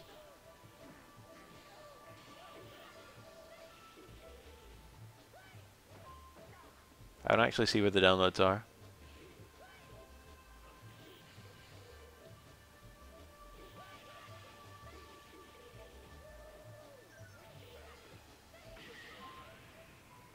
I only have 1 plat. My PS4 trophies. I got 30 gold, 79 silvers, 417 bronzes. Notifications, huh? Oh, there it is. Yeah, it's going. It's not fast, but it's going. Alright, here I am again. What's happening? Q? Necro? That's a cool matchup.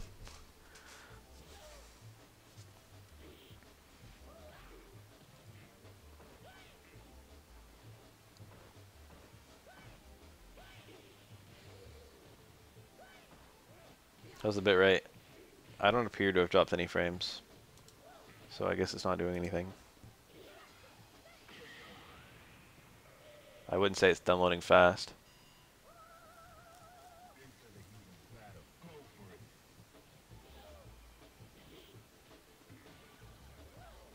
Q's car back throw is the easy one. Car forward throw is really hard for Q. His car is off of back strong. So almost all of his throws will be car back throws. Oh, it fell out. That looked like a good height. So that's what happens if the second hit doesn't connect. The game has like a, if the second hit normally slams the opponent down. But if there's like the frame after that, there's like an invisible hit that hits anyone who wasn't hit by the second hit. And it just tosses them away without doing any damage. The fact they did that, it's like, why don't you just make it fucking toss away while still doing the full damage?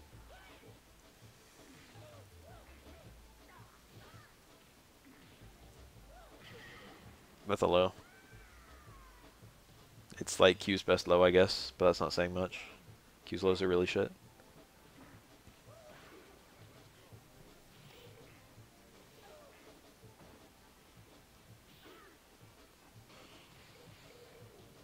He parried, and then he did a far strong.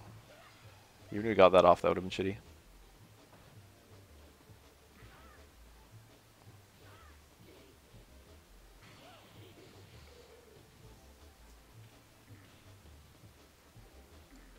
Nice. Oh, he went that route.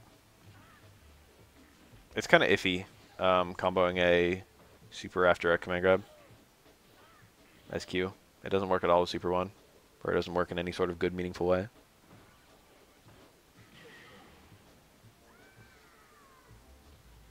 Yeah, you have to let go of back during the Kara, which is very fucking precise.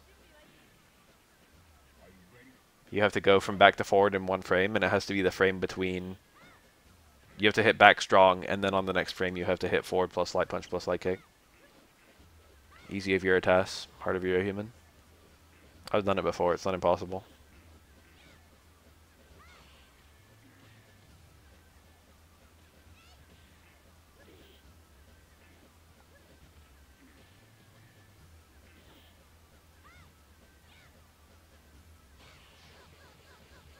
That's what you do if you don't have any charge. Q's main cancel is a proximity normal, which means if you get like a far away parry, you can't even use it. He has like no good cancel at all. Just the end there. Q has no good cancel. Medium kick's okay. The damage is alright. He has no cancelable heavy or anything. Technically back hard kick cancels, but it also knocks down. Yeah, you can do parry raw super or parry raw EX hands. That's like what you actually do, but the point is that sucks.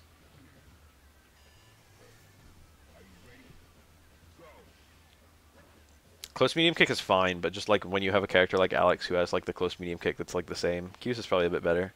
But then Alex also has far strong. When you're a Q player, you're just like, wow, I wish I had anything that wasn't a proximity normal that still canceled.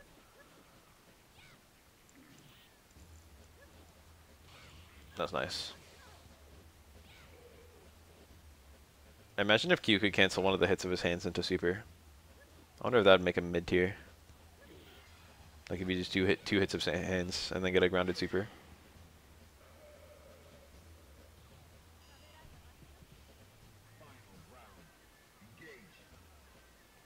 That'd be a nice little change for him. Right now the only thing he can combo to super is like the fucking straight dash punch. Or the fucking first hit of the EX low. That's pretty lousy. The only thing he can cancel the super. The only special he can cancel the super. He's going for the double taunt. I agree with that in that matchup. He went for 3. That was greedy. That did not pay for itself. Even with the fact that Chun-Li doesn't have a super anymore.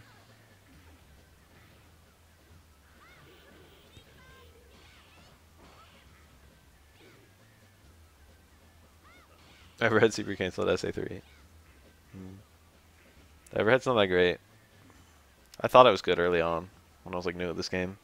But the more I play, the more I'm like, you know, this is kind of too easy to counter hit. You got like borderline OSs against it. Oh, he did the low. Just when we're talking about Q's weird dash punches, I never ever see the low. I see the overhead occasionally. The low almost doesn't exist. The other two are so slow compared to the straight one. And the straight one's so safe. You really don't want to do the other two.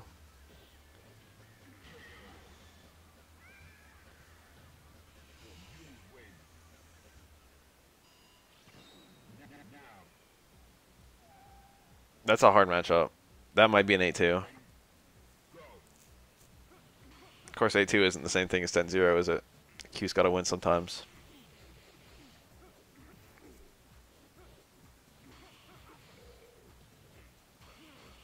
Nice. That was a good read. That was, I think, a failed hard dash punch. I don't know if that works on Dudley, actually. I guess it could have been a failed taunt. I mean, what is a stand hard punch? A taunt would have made a lot of sense there. But a taunt is hard to mess up. It is exponentially better. It's actually infinitely better when you think about it.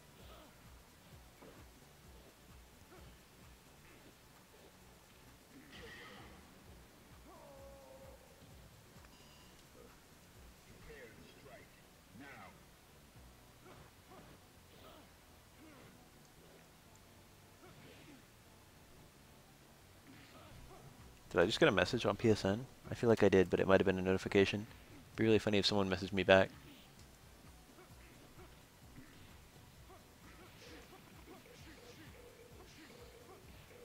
No, someone must have logged in.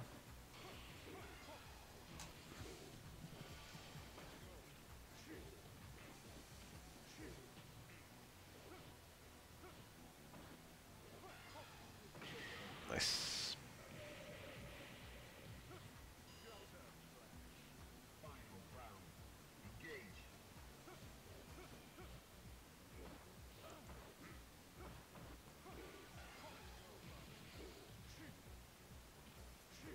He's like the only character who's forced to parry. Everyone else just does it because it's kind of useful. When I did that parry video, I was trying to rate the parries by most to least useful. I forget who was actually the second most useful. I think it was Dudley, right?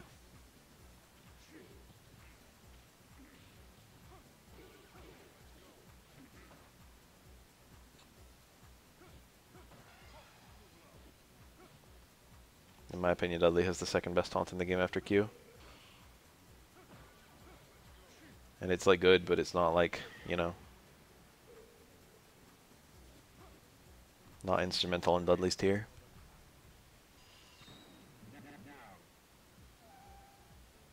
Dudley's mix-ups are still pretty annoying even without the rose. Although he does like the extra damage.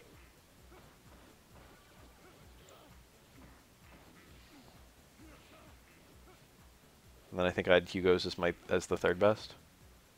Or maybe Ken. I would call Hugo's better than Ken's, but I don't know. Maybe not actually. I mean, it's hard to rate taunts like that. Because they actually genuinely do radically different shit.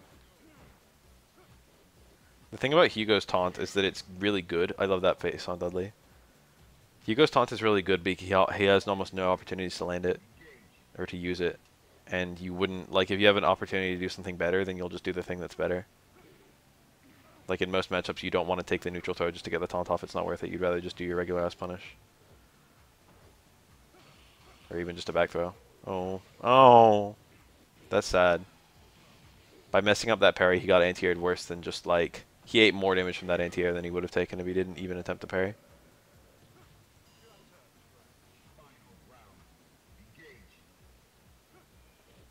Yeah. Hugo's taunt is fast enough that you can get it up against an opponent who's giving you space.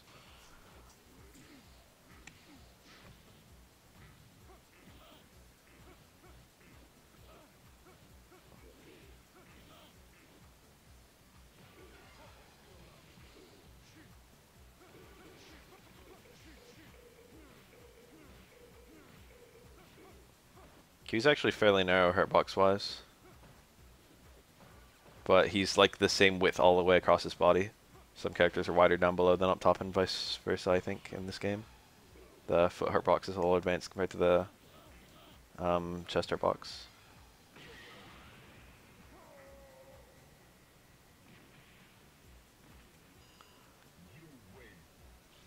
Like, Shoto can only do 2 crouch like kicks against Q. You can't do crouch short jab short because he's narrow. He's also hard to cross up because he's narrow.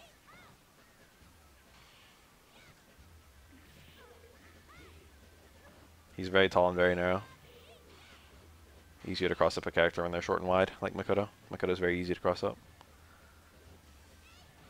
Or Dudley, also short and wide.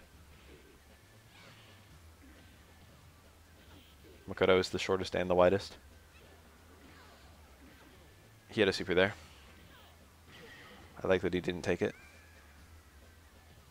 Chun? I don't know. Again, I think Chun-Li... It's the push box width is the thing.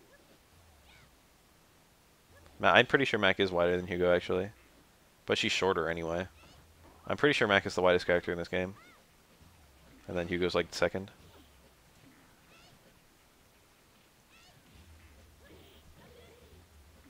She's a big fatty. She's got like a super spread out stance. Yeah, she thick. With the right spacing, that spinning rear kick is super annoying on characters who can't get under it. What is this setup? He's done that twice. I think he can do command grab into dash punch into stand fierce, and yet he's doing just command grab into stand fierce. Yeah, her boxes are fairly accurate to the character models in this game. And they're non-universal. Uh-oh. Oh. He had to either parry the whole way across, which was difficult, but probably the easiest way around it, or block like less than the first full rep, and then red parry, which is what he went for. He went for the first rep. He wanted to block 8 hits and then shift to parrying. Oof. In my match versus Commander Jesse, I went for that parry. I wanted the first 8 hits blocked and then a shift to parrying. I can do that in training mode, but not consistently. And in a tournament setting, it's a lot harder. It's generally a good thing that all the hurt boxes are normalized. I can think of more nice things it does than bad things, especially in games with bigger rosters. Like, I don't have to work that hard to remember all my aura combos against various characters in this game. But it is annoying that I can't juggle like fucking Yun and Yang. I don't like that. I don't like that they fall out of my juggles. It's not a good thing.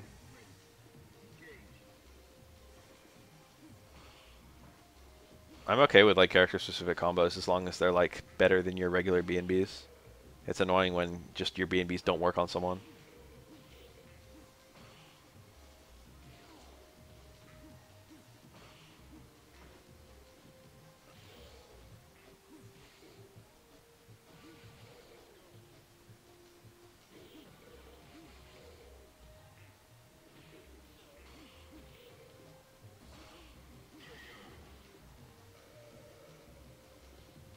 I only know of literally 2 character specific combos in all of Street Fighter V. I know that you can't do EX equals spike into heavy mixer as Rashid against I think Kimmy and Chun-Li. Maybe more characters now. It's one of them. Oh, look at this. He had like full health, didn't he? Look at it. Where did it all go? Where did it all go? That wasn't even a max damage combo. That is actually a really annoying matchup for both players, I feel. Hugo players like to act like it's free.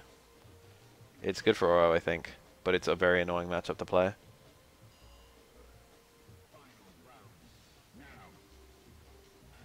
Huh. Pretty good punish. About as good as he could hope for. I can't think of it. Like, even after thinking after the fact, I don't know what the fuck he could have done that would have been better. Maybe a very well-timed jump.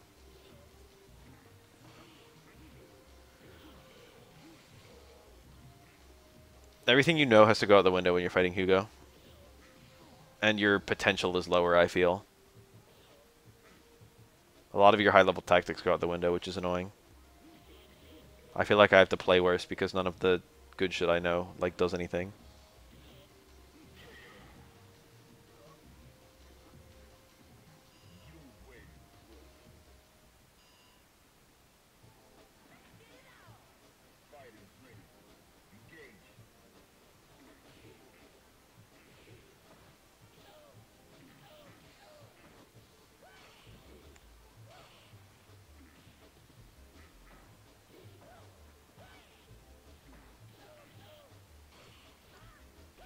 You mean easier to parry on reaction? Because that's true. It's not a huge thing. It just means that some buttons are unpushable.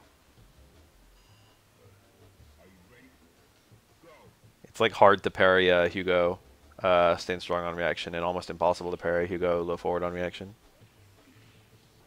They've got mutually exclusive parry directions.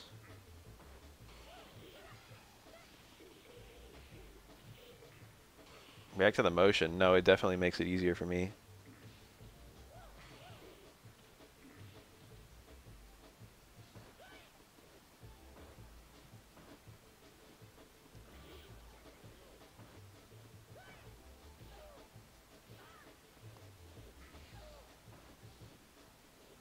Attack having more startup makes it easier to shift over to that forward.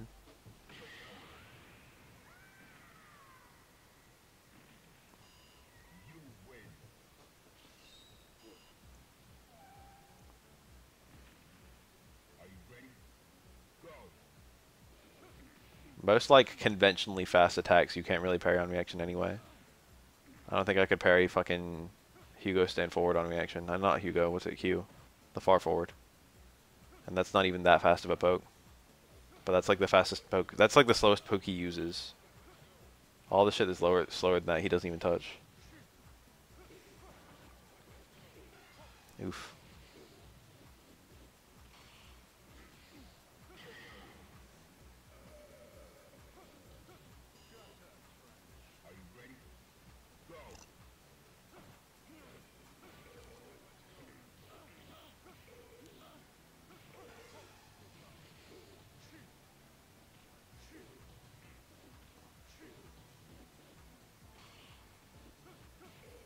I mean, I think the real cutoff is distinguishing what the fuck the normal is.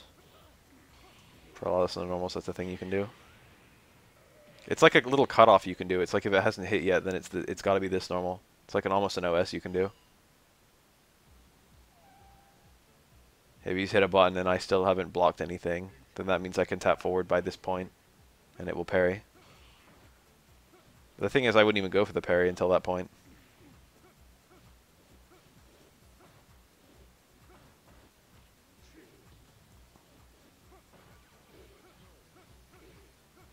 I don't look for fucking reaction parries against Dudley. Hell no. I was getting my shit pushed in. Every parry is a prayer against Dudley.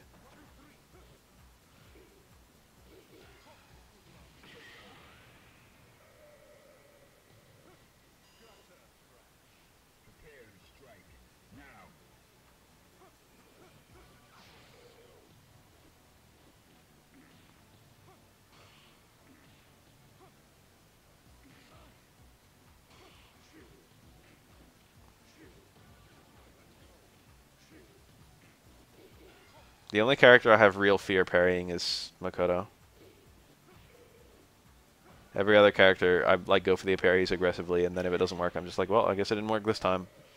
With Makoto, I have like active terror.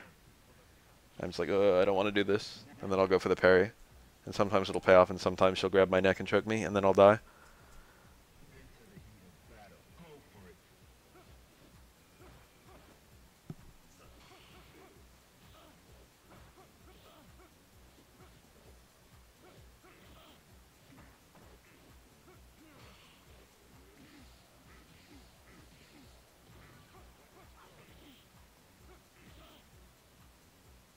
I'm not too afraid of Hayate cancels. Fake Hayates and whatnot.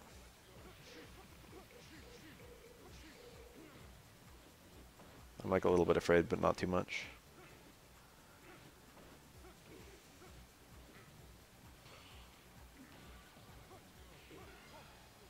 Makoto, parrying Makoto is so easy.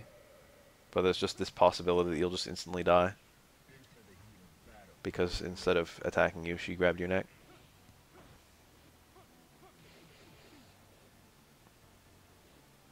She can do it, I'm just not afraid of it. If I parry the crouch medium punch, then I can hit her before the Hayate even happens, or like still block in time, if I didn't try for a punish. Oro spends like most of that matchup midair. I was afraid that was going to fall out.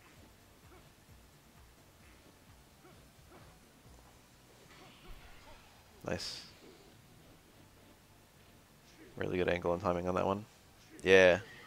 Q had to guess, and it was a shitty guess.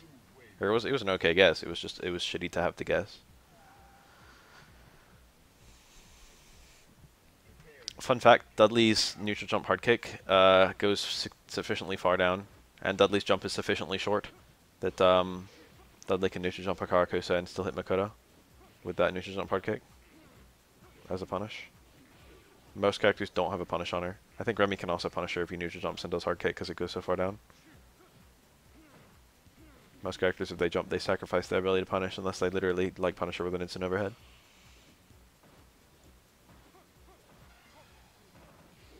He went for the parry on the last hit. Q has to do that to get big damage. I like that he went for it. 1 frame parry after freeze. Very hard to get. He went for it. Otherwise it would have been chip KO. Easier to red parry, to be honest. That's not saying much.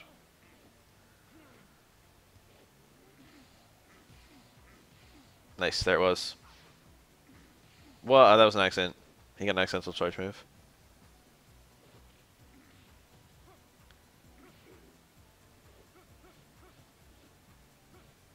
Almost no character can do shit like that.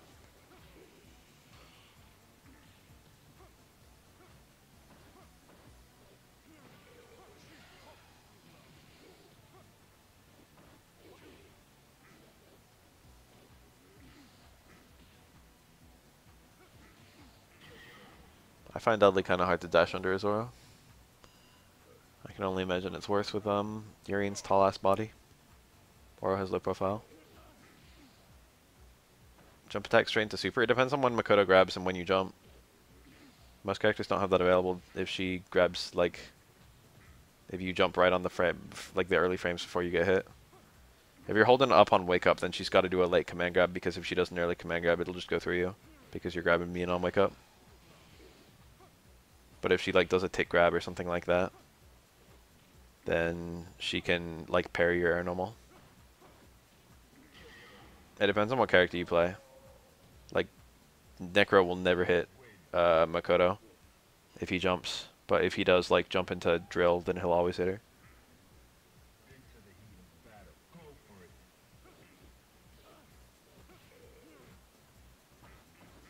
All depends on how high your jump is and how tall your air normals are, but most characters get nothing. I read. Aura's got a pretty high jump. I can't punish her like that. I've got to go for stomp. Yeah. It takes a few frames for Universal Overhead to become Thromian. Not a whole lot. Probably like 5. Probably not even 5. That's the red. Advanced. And he got the optimal punish. That's tight charging. Really cool stuff there. That was a very impressive little moment. Oh my god. Okay, dropped it. People never go for the 3. That's nutty. That's literally a corner combo on any other character. But you can do it mid-screen on Q because he's that wide. That's hard, though. You've got to do a lot of advancing before the medium kick, the towards medium kick. I think he successfully styled back. It's a shame the combo dropped, but like what he got was amazing. Those are all pretty tight. That was anti-air dash punch. Unfortunately, that's only notable because it gives you time to taunt, and Q has literally no point taunting. Whoa! You see that? When he went for the parry there, oh, what's up? That was such a good cross through. He had to go for wake up parry. Yeah, that was shitty. It's a shitty scenario. These two parries, look at them. He does a third parry and like a fourth. He was looking for that's why his punish was kind of mediocre. He was looking for ducking upper 2 hits, canceled the super. He was like, if I start to punish here and Dudley supers, then I die.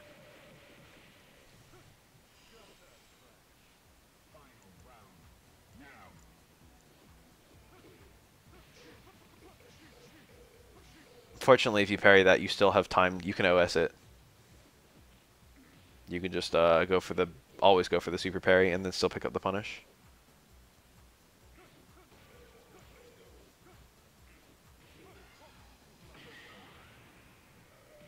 Yeah, all it takes is the third parry, and then a half circle back kick. And the if it's a screen freeze, then the half circle back kick will be ignored, and the third parry will have already been executed. So technically speaking, like he could have done that a lot better. He could have OS'd it better, but you know, who even thinks about that scenario? Parrying a ducking upper at the round end. And see, that's what happens if you mess it up. Those are all really tight light machine gun blows. They're like 1 or 2 frames each. And if it's like one total frame of leniency for the whole sequence. It's like if you let the opponent fall 2 frames, it fell out. That's really hard to do. It's really awkward trying to combo a super 2 against most characters after a command grab.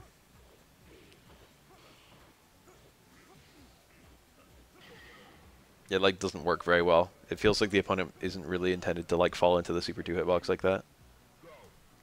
That being said, super 2 is fucking fast. It's 2 frames.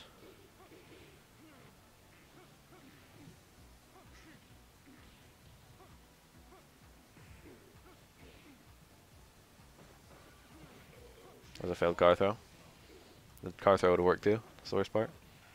I don't know if that was a failed car throw or just a defensive throw. Oof, got Dudley'd. Ryu Super 2 startup is also 2 frames.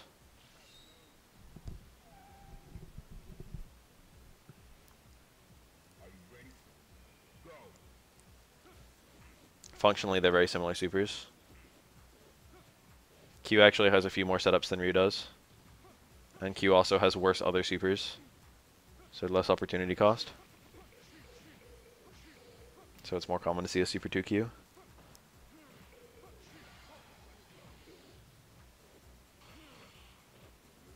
Q Super 2 is his best super.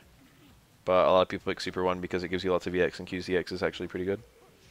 And Super 1 is not a horrible super anyway.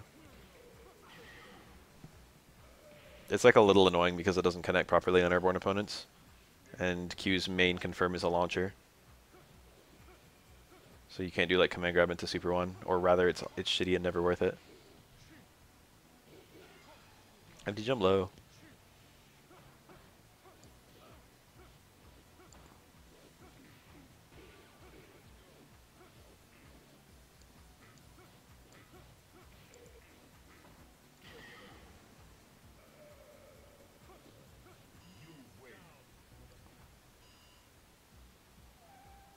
Yeah, it is a good punish. It goes a lot farther than Super 2 does.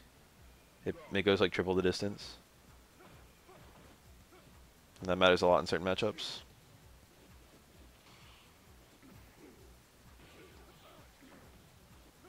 There's a couple other little things it does. You can have 2 of them, which is kind of nice. But then again, like, that doesn't really matter that much. If you kill someone with a Super 2, then you're starting the next round, like, meter empty. And if you kill someone with a Super 1, then you might still have, like, EXs and stuff, and Q gets a lot of damage out of EXs. Q actually has good EXs. Q special moves in general are actually okay. They're not bad. That's, like, the one nice thing you can say about Q. Good special moves, good car throw.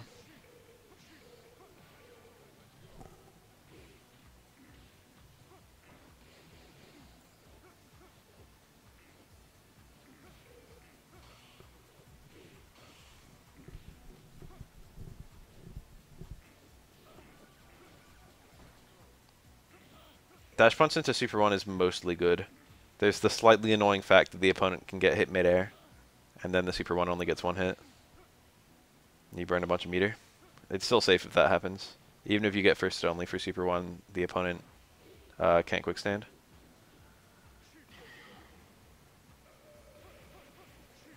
That's true. You can't do that combo with Super 2.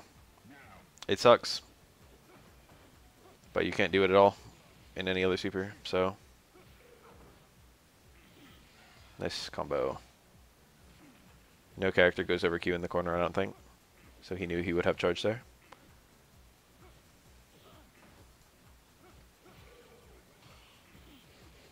EX would have been nice. Oof. Hope he doesn't lose because of that. Hard knockdown. No rose. Just goes to the low. The he should have won. That was the kill combo. That was the right read, and it worked.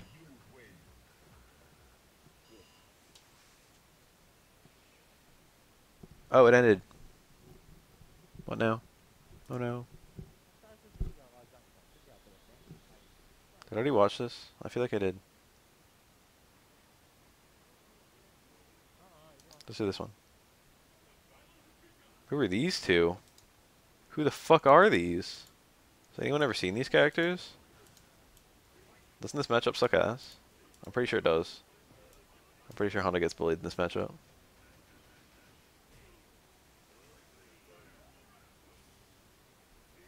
Yeah, one of them's Kenzo.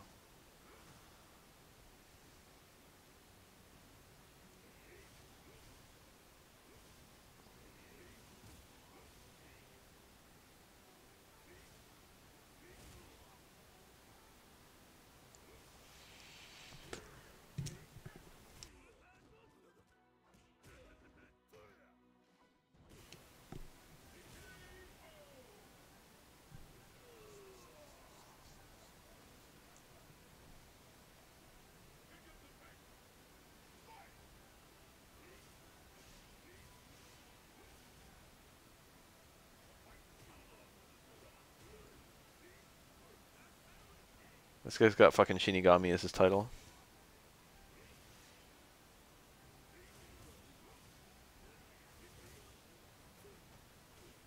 Red.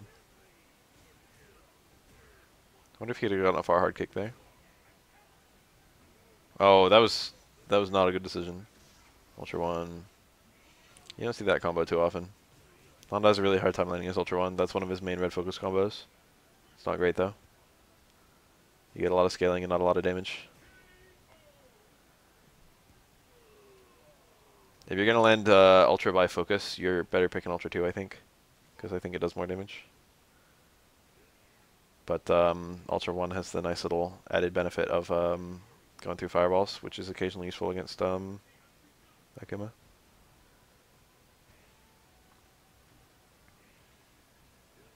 I feel like more so than any other character in the game, Honda has his weakness programmed in.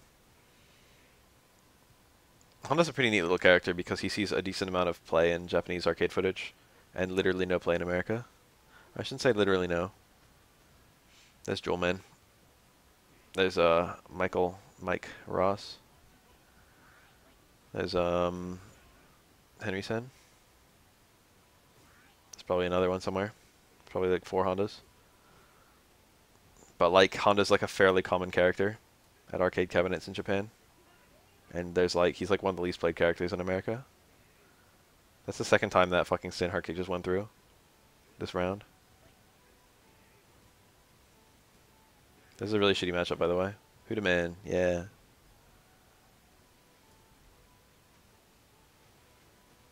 Mr. SNK as well. So, Faye can always punish any headbutt, including EX, with 3 Rekkas. I think he has a better punish on EX headbutt. But he can punish all headbutts, which is annoying. And he's also got good neutral for counter poking Honda. This is like a 6-4, or maybe worse.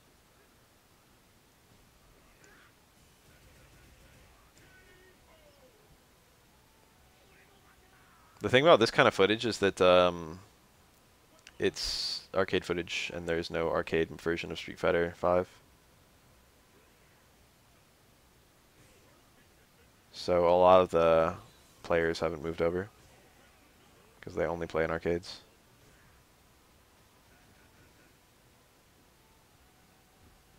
I'm afraid that if Japan gave up the arcade cabinets, it might also give up the FGC. Oh, that kind of give them up. Give them up so you can have one. That was nice. That was a really cool bait and punish. Still 15 minutes until EX Fighting Layer is done.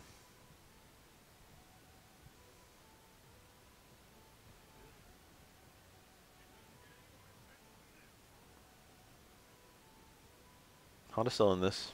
In fact, I would even say he's doing pretty well. Looking at the meters and looking at the health. Oh. Now he's losing.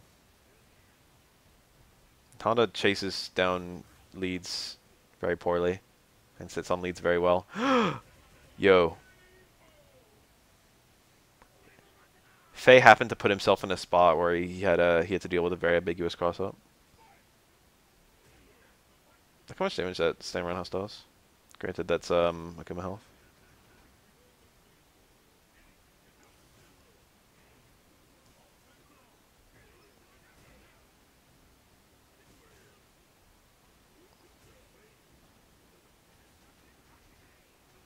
I know there's a window to DP there. I don't know if this matchup is that bad, but I can't imagine it's good. Akuma has every tool it's good against Honda. I don't know if he has a... Actually, I don't think he does have a headbutt punish. Super might punish headbutt. But your best hope is either making headbutt whiff and punishing it, or preempting it with a fireball. Was that a punish? It looked like one. It looked a lot like a punish. Ryu sweep doesn't go far enough.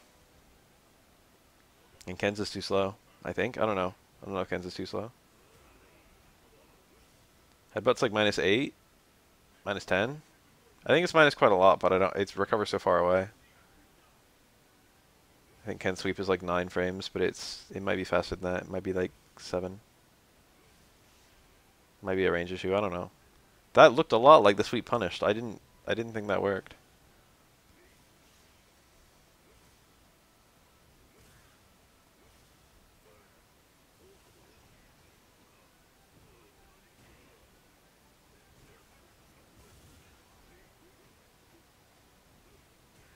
Wow.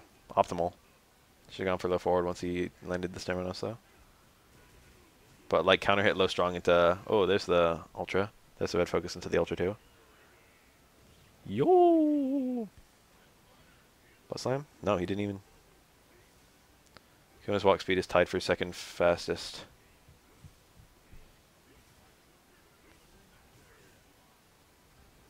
Fastest is Yang.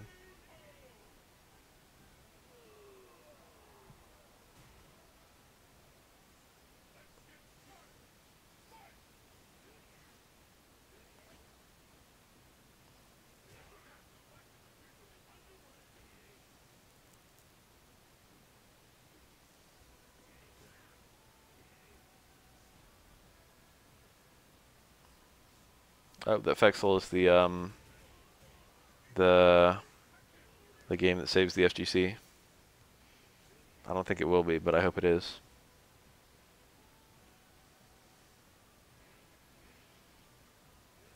I don't think even if it's really good that people will possibly care about it.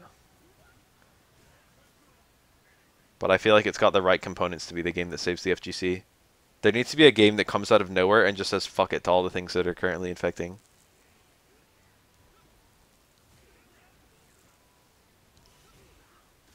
Nice. Trade combo. Really easy to get a trade combo using a focus. Oop. That, I think Stand Fierce does more than Strong there. So it's curious that he used Stand Strong.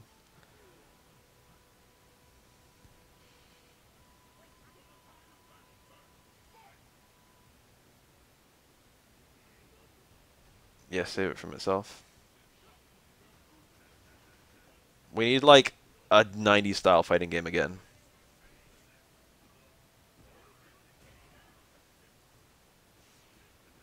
Right now there are 0 90s style fighting games.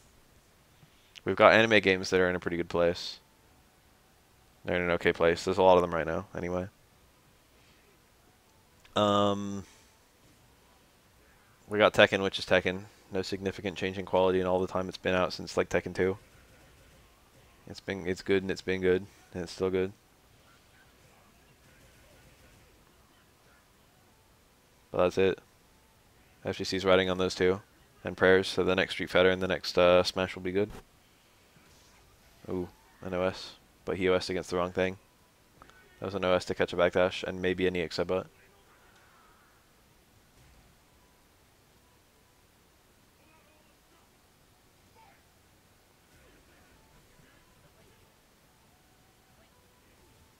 Whoa.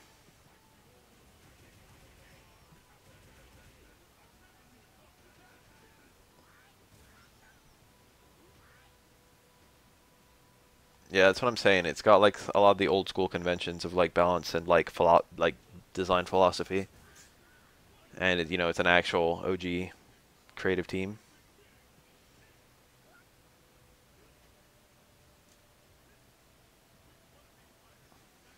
KF? I don't think KF was literally ever 90s. I feel like even like KOF like 96 and onwards were like post 90s. I know like the early KOFs were all like, I feel like KOF was like 1,000 series. KOF game, I mean fighting series.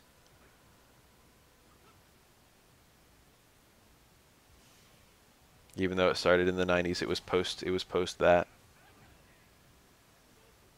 It was postmodern when it came out.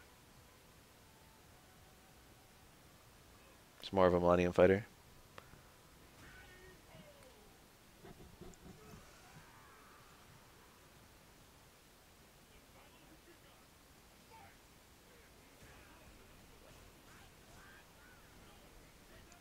It's like the Millennium Fighter to me.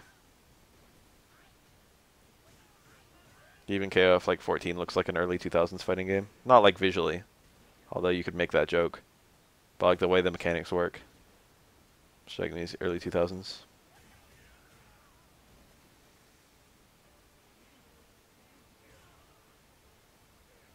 VSAV, I guess. That was a really good Ultra. I'm not sure where I'd put VSAV. VSAV is like a very ascended old school fighting game.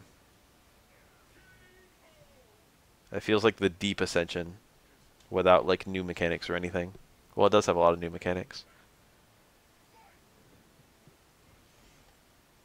It's like its own little thing. It's like movement oriented. It's definitely early anime. MVCI is pretty old school. I would call that like, I don't know.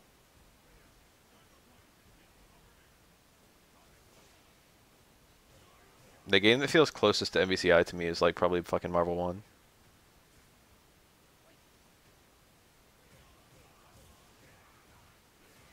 And not by much.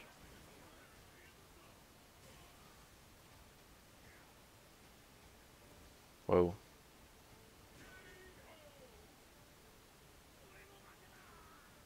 I can't think of anything that's like got the same kind of tag system though.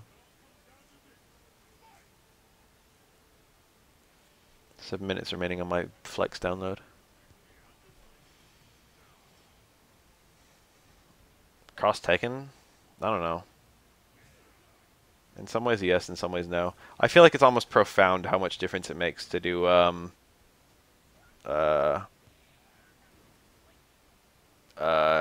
round ends when you lose one character versus round end once you lose two characters.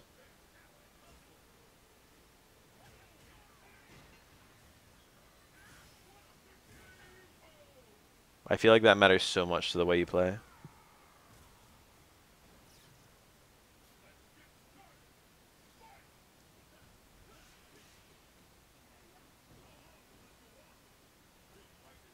I've never played any Samurai Shodown game. I know that literally I think Samurai Shodown 2 is like always full. It Fightcade or like GG. I mean GGPO. I guess I'm gonna look at Nanase or whatever her new name is. She's the character I'm most interested in.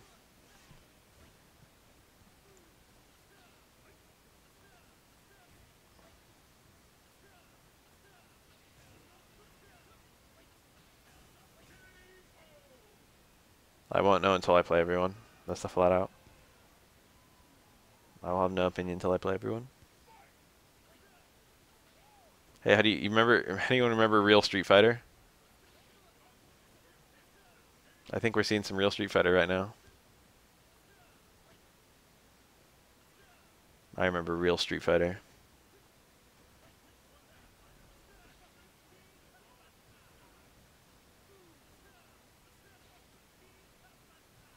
Opened up. Hard read.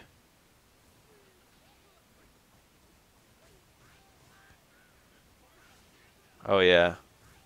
That's actually a good ass punish. Low profile to jump. That was cool. Splat would have still hit him.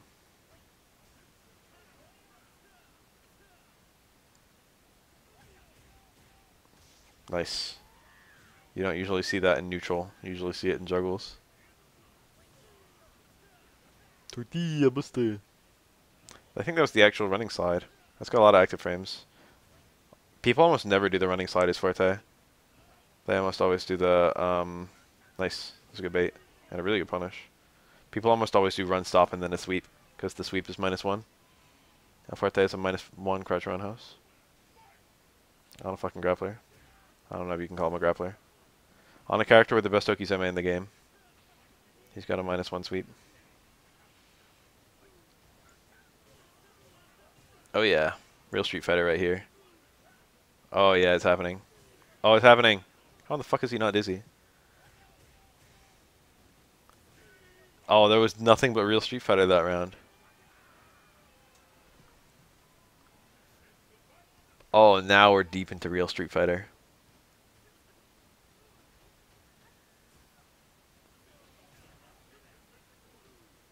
I mean, to be 100% honest, this is Real Street Fighter. You know why?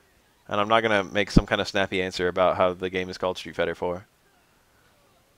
This is Real Street Fighter because there's actual character variety.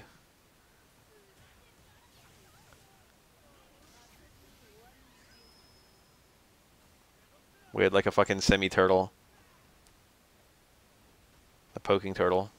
A counter pressure character like Forte. Poking character. Poking turtle. Up against this fucking Okizeme monster.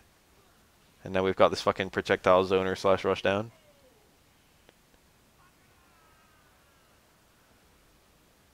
We've got characters who have like versatility in their roles. And we've got characters with versatility compared to each other. That's why this is real Street Fighter. Characters like El Forte are why Street Fighter 4 is great.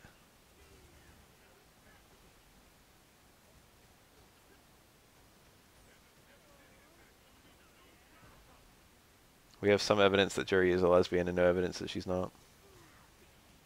We probably have a little bit of evidence that she's not. Juri's probably bi. She flirts with like everyone in her win quotes.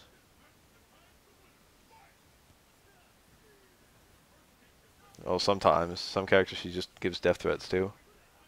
But some of them she flirts with.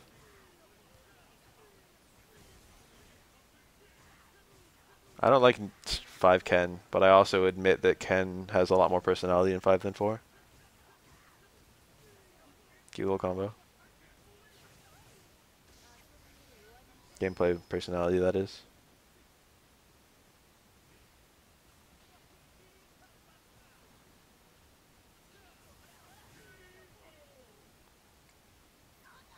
Reminder that when they initially made a character profile for Juri in Street Fighter 4, when she was a brand new character, they gave her like a list of likes and dislikes, and in the list of likes they had large breasts. It is canon that Juri likes large breasts. And then they removed it a few days later. They kept the same list, but they just took that one off. Juri likes them big anime titties. She likes Opie.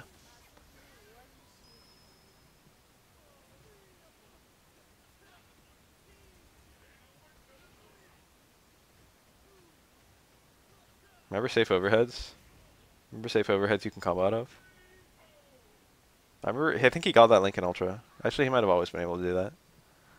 I remember they made like 5 buffs to his crouch medium kick in Ultra, and all of them were amazing. I think he didn't used to be able to do quesadilla bomb into, or low medium kick into quesadilla bomb. Yeah, that's like exactly me with Street Fighter 5 Ken. But like I could just learn him, and then I'd like him more, I think. That was a deep-ass dive.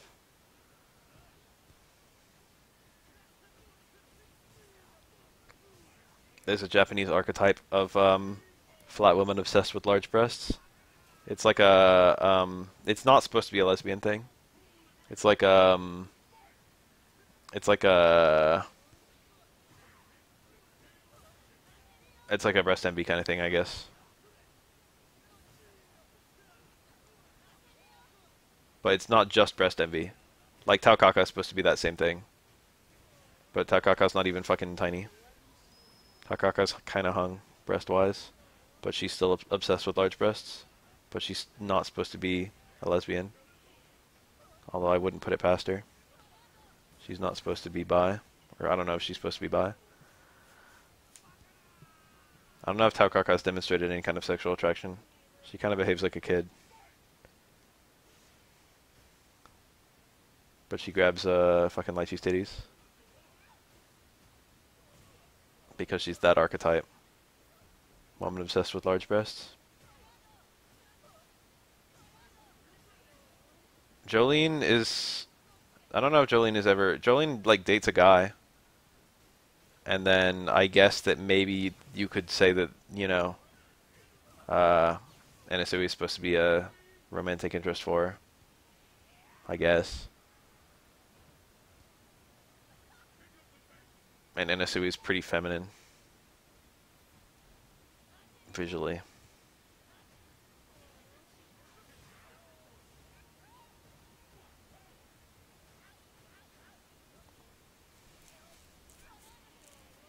Yeah, he was a girl for a bit. Introduced as female.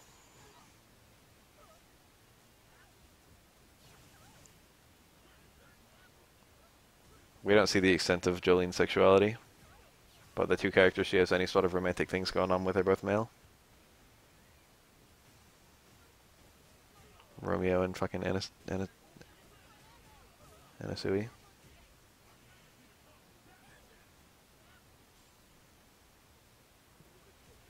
Can't wait for part 6 anime. I can say that now. No, that's the next anime step. I can start counting down the days for them to confirm the part 6 anime.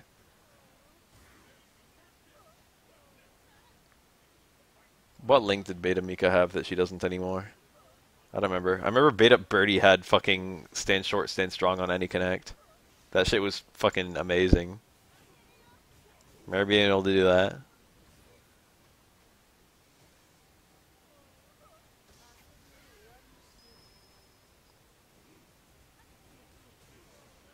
That's so insane for Birdie to have. So technically Fexel is downloaded.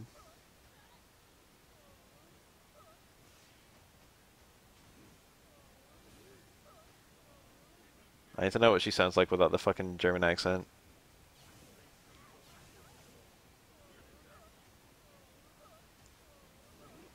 Nice. I think I like this angle. Oh, no I don't. Take it back. I was on the verge. I wasn't really sure. But I trusted. I trusted WoW. How cool is it to see WoW versus fucking II? That's neat. What was something really nutty? I think you could do Stan Jablo Strong as Nash. And that was like Season 1 Nash. But also he had like a link into mediums. You didn't need counter hit to do Jab Strong Strong as Nash.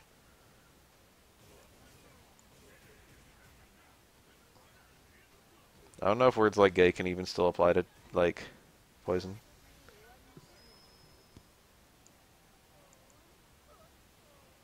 I know that, like, sexuality and sexual identity are not the same thing. But I don't know, man.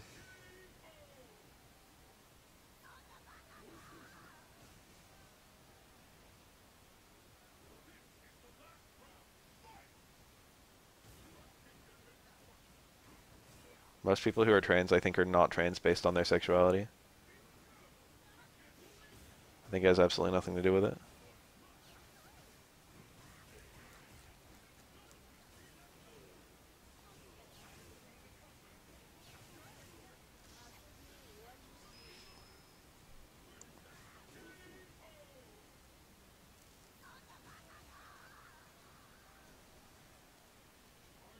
So I don't know if she would still be attracted to fucking women or not.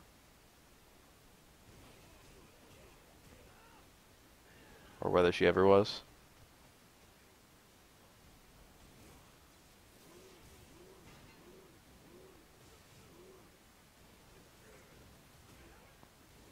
I think you get an EX DP there. He didn't have the bar, but I think it's possible. If you have the bar.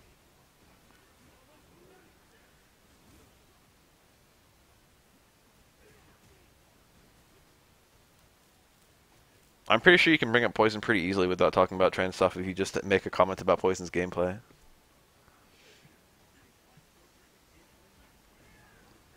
Pretty sure you can just be like, man, Poison's Fireball, how about that? Fuck Poison. Fuck Heavy Fireball. There. It's a nice little conversation about Poison. Why the fuck would you ever go for that reset? He didn't need that to kill. It was greedy as hell. I don't even know if he had to spend meter.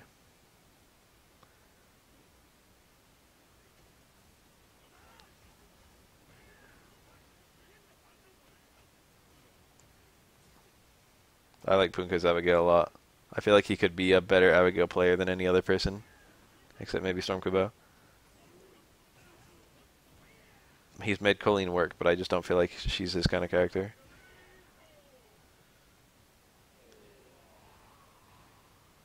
It was cool. I feel like the correct way to do Poison's Fireball was done by Nash.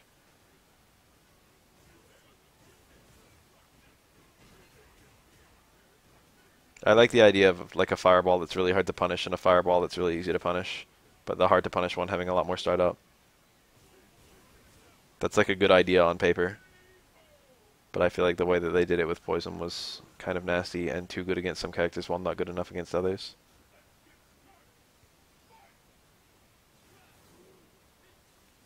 Remember this guy?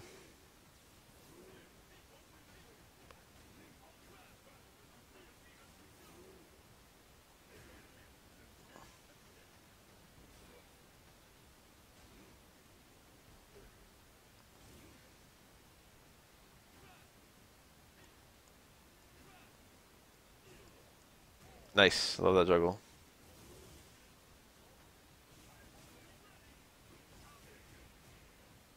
I've still got the training mode unlocked, beta 3 installed. I never took it off. So I could open that up right now if you guys want.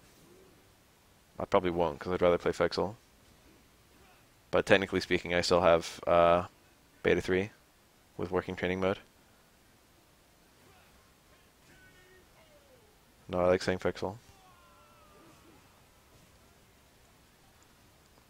Fun fact, both medium and heavy DP anti-air is Oni, but heavy misses the middle hit, which is the FADC-able one. Medium doesn't miss the hit, so it gets more damage, and it also has FADC properties.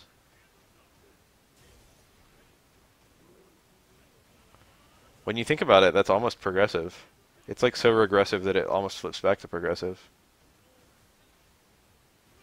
It would now be seen as very tasteless to allow a trans character to get beaten up in a game. But I feel like the natural evolution is that it shouldn't actually matter if a character's trans or not while they're getting beaten up. And back then to Capcom it didn't.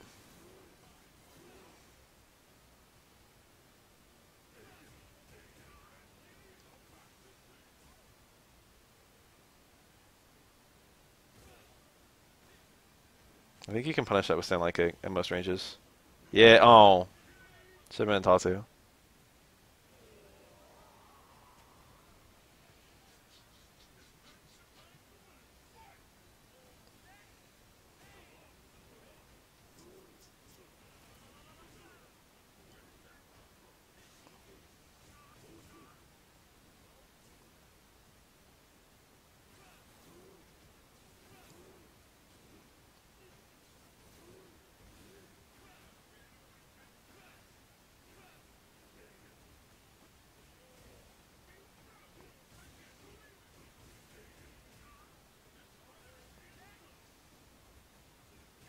But the home console's poison was outright replaced. SF3's here.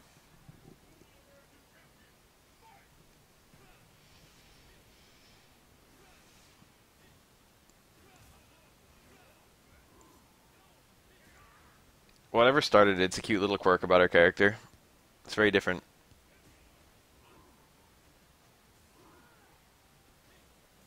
Aren't a lot of fighting game characters like that. And the ones that are like that are usually like, you know, anime characters. Draw a girl, call it a boy kind of characters. Poison, it's just kind of there. It's not the premise of her character or anything. That's what I said about it. But it's occasionally referencing wing quotes and stuff.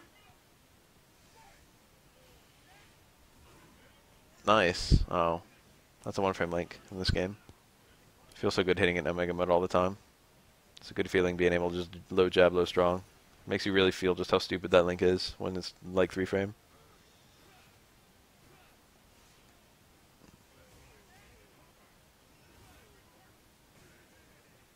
I think he went under briefly there, so I don't think he had an ultra. That's an annoying thing that can happen in the Balrog. Especially with the light headbutt, which is the one he used. Oh, what the fuck? Oh, I think that'll work. Oh, I traded.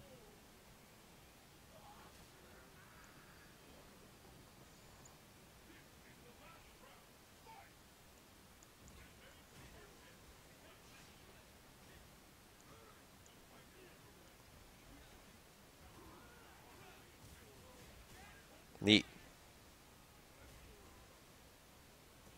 I made a video about that exact scenario once, and I was worried while I was making it that no one would ever use it. If the opponent lands on a fireball, you have really good frame data and a good capacity to juggle them. I think I showed off a Gal combo and a DJ combo and a Chun-Li combo, all based around if the opponent landed on a fireball. And I was like, look for this.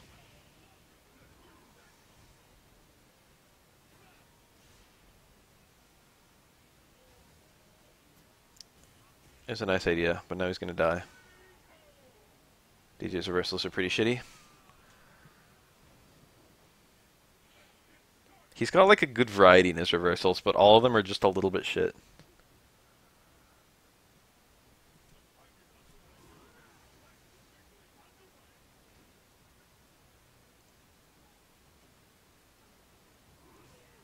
Yeah. Ken can get like a hard DP if the opponent lands on an EX Fireball.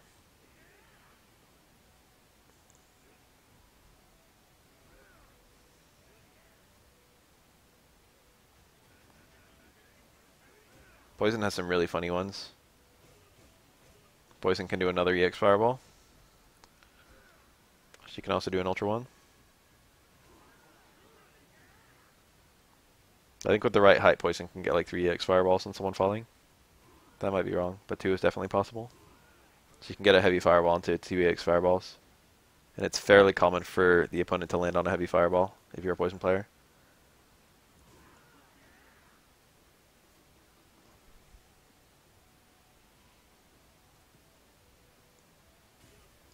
This matchup is decided very early.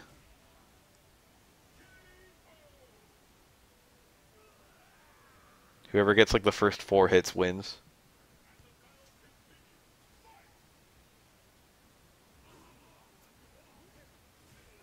Both these characters sit on a lead like nothing and have trouble chasing one down. So whoever has to try and win, take the lead back, is at like a big disadvantage. So once the lead is decided by more than chip, then all of a sudden it becomes a really bad matchup. See this? Honda's in a pretty great position. It doesn't look great, but it is. Take my word for it. See, he would have just blocked after that dash punch if he was winning. But because he wasn't winning, he did something, and because he did something, he got headbutted.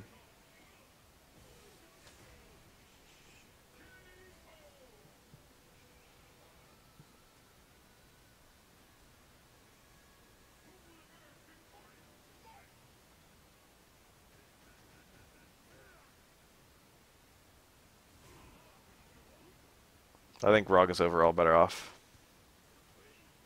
It's not like Rog's damage is that low.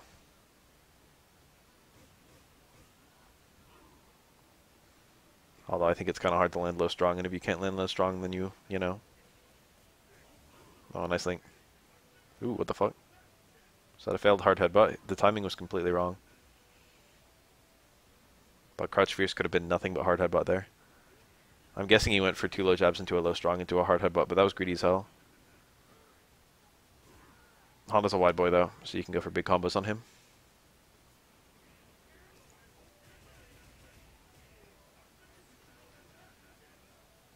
Yeah, it's hard to land EX upper in this matchup, and Rog needs that for a lot of his beefier combos. Honda's holding down back basically 24. This is chip. This is a tree block string all the way across. That's smart. You have to be pretty close for that because it's a charge super, which means you need to still have charge when you connect with the opponent, or like still have the leniency of charge, rather. So you can't do a full screen heavy dash punch into super unless there's a super freeze on your way over.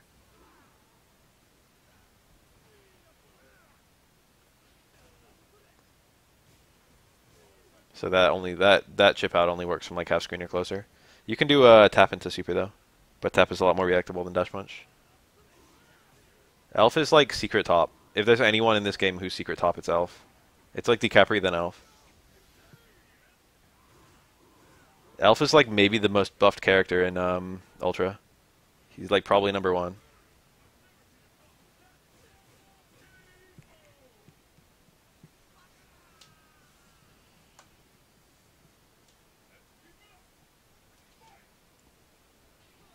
Elf's combos are so nutty if you can actually do them. If you can actually do like 5 run stop fierces into Quesadilla Bomb. If you can actually do like the Quesadilla Bomb combos. I still think his neutral's a bit whack. But like the ability to get the chain combos from out of his overhead, the stand short low forward link, the low short low forward link, low forward Quesadilla Bomb at any range, Quesadilla Bomb damage buffs in general, Quesadilla Bomb invincibility buffs in general. Like everything he has is so nutty. He's actually got good as fuck like combo routes and like invincibility and shit like that. No, El Frate's had a long reputation of being like bottom 10. He's just annoying to fight.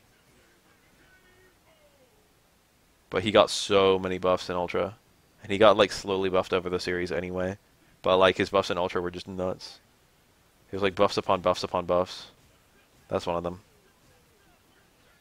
Quesadilla Bomb works really, really well into red focus.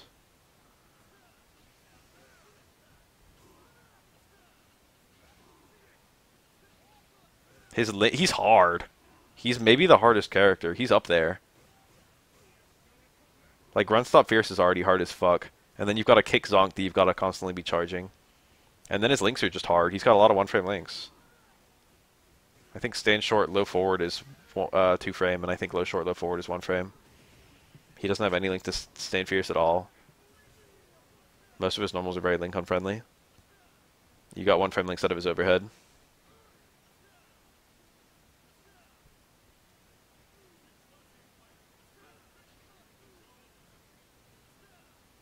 He's like legitimately maybe the hardest character in the game. That stopped people from learning him for a long time. Crouch medium kick's pretty good. That's gonna work.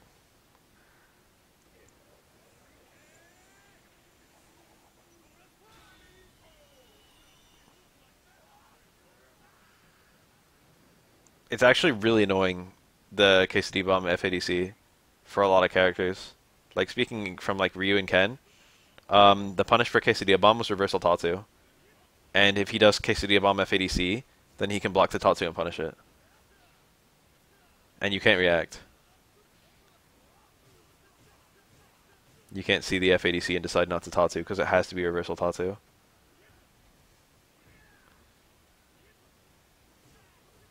And that means Quesadilla Bomb. If El Fuerte's doing Quesadilla Bomb and he's got 2 bars, then it's scary as fuck to try and punish it.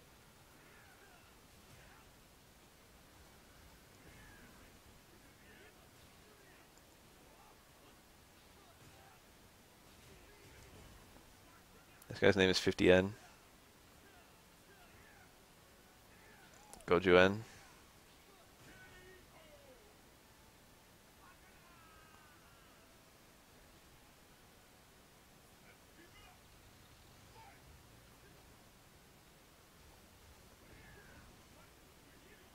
Wonder if that's how much it costs to play.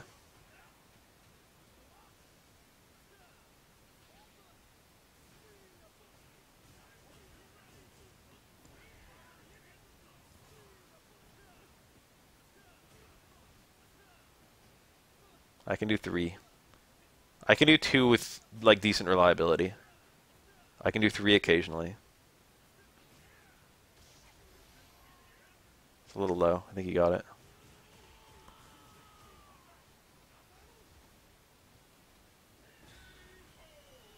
The truly nutty stuff is when he's outside the range, like he can't run in close enough for the run stop fierce, so he's got to start doing like run stop strongs.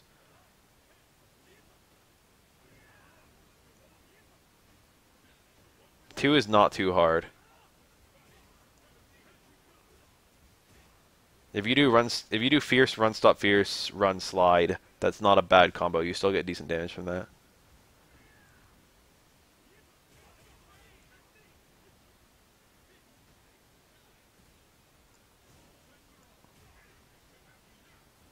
Like a good little intro combo for El Fuerte. But it's still harder than like fucking most other B&Bs in the game.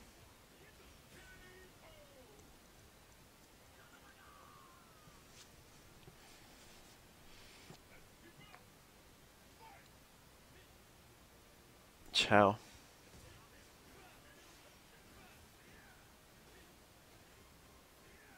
The OS, you see that? He did low short, low roundhouse. What he actually did there was low short into low short plus roundhouse. Gives him 2 low shorts on block, gives him low short into low roundhouse on whiff. That OS still exists in Street Fighter V, but it's useless. There are a lot fewer chaining lights in Street Fighter V. And backdashes don't usually get you out of shit like that.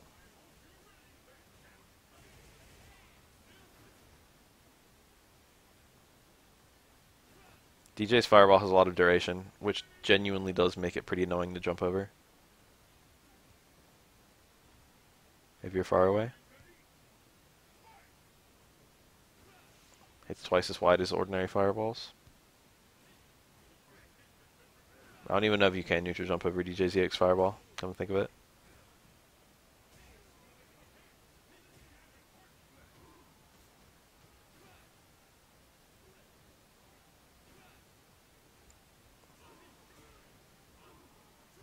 Cody's fastest button in 5. 4 frame. It's like crouch jab and stand jab. I think they're both 4 frame. Stand light kick is 5. Crouch light kick is probably 4, but you can do a lot less with it than his jabs.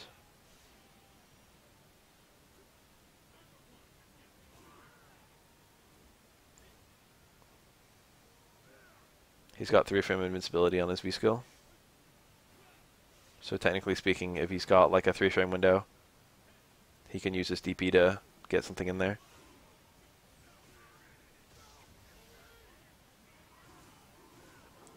I don't think he has any actual 3 frame attacks though, even with like knife. And the pipe doesn't change his lights. The knife does, but I think it just adds range. Crouch jab in Street Fighter 4 with knife is a 3 frame normal, I think. But in 5 it's not. I think.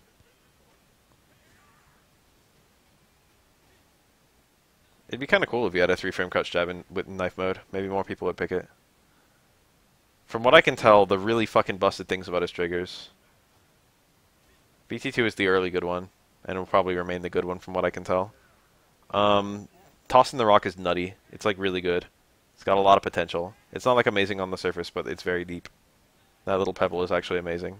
And not even just for hitting it. Hitting is one of the least useful things you can do with it, and it's still good. Just tossing it around is great. And then the command grab is really nice too. Knife has stand fierce. The knife stand fierce is nutty. Yeah. It's like really good. But everything else about knife is not amazing. The new special move he gets just consumes way too much V meter. The knife toss is pretty good. I think it's got a good frame dead on block.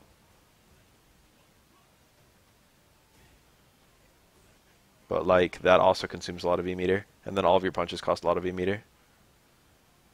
Knife just goes away too quickly. Pipe lasts a while.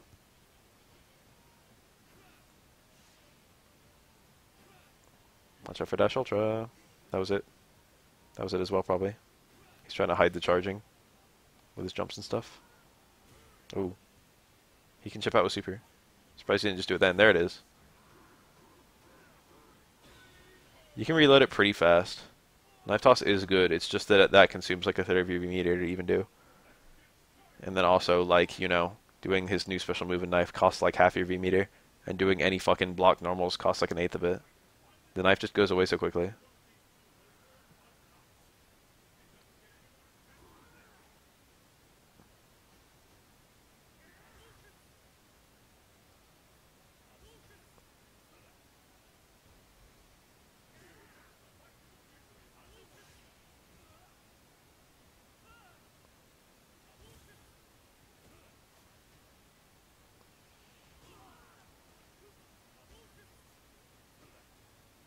The TC with knife is pretty good, actually.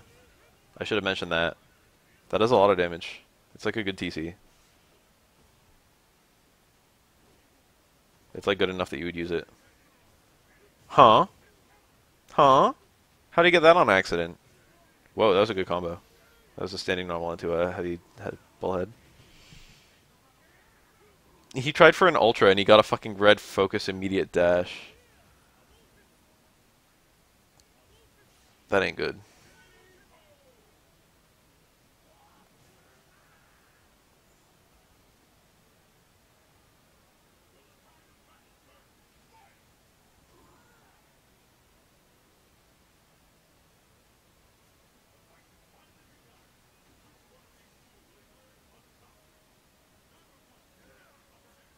I think people are going to tend to, especially right now early on, people are going to treat Cody like he doesn't have a command grab, which is a nice little weapon. He really doesn't need it.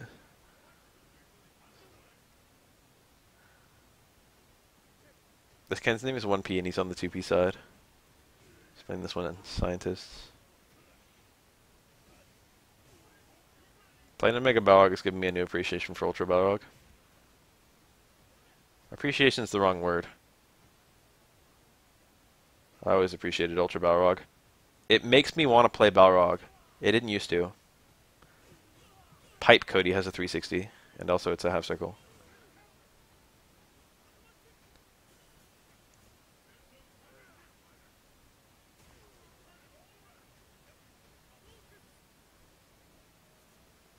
If you're minus 2 point blank, I think the opponent can just walk out of range anyway. I don't know about point blank. But like generally speaking, holding straight back when you're +2 will walk out of a normal throw. And he'll probably walk out of that command grab.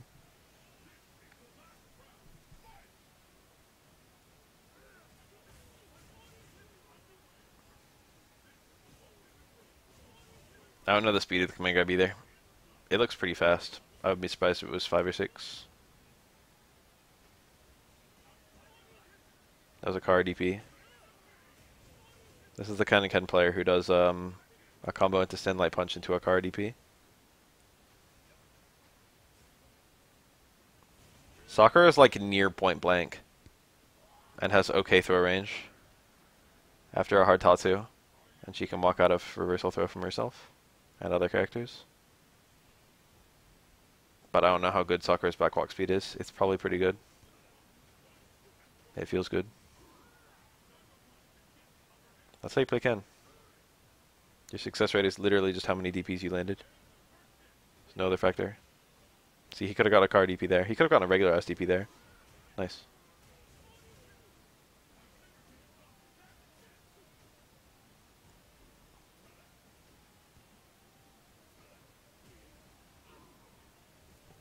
I actually have no interest in like other characters after Sakura.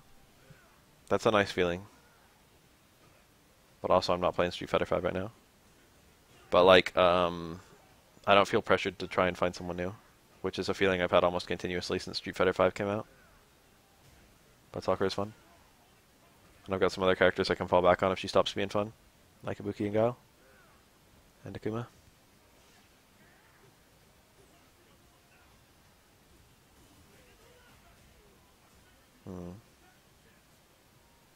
That Balrog really took the throw when Ken had fucking 3 meters. I wouldn't have. That throw tech saved his life though. Ooh. Ken's almost got this to chip. Like one more hit.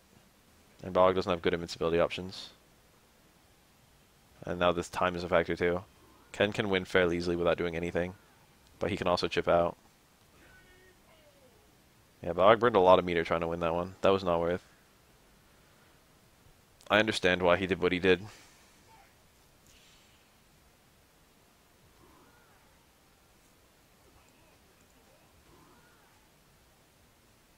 I look at Blanca and I'm like, I like this character a lot, but I'm not sure he has what it takes to compete. But then I watch Nishikin replays and he's doing so well. But I don't know if that's just Nishikin or what, because he seems to be the only one who's really tearing it up with Blanca. But the fact that like he's tearing it up really well.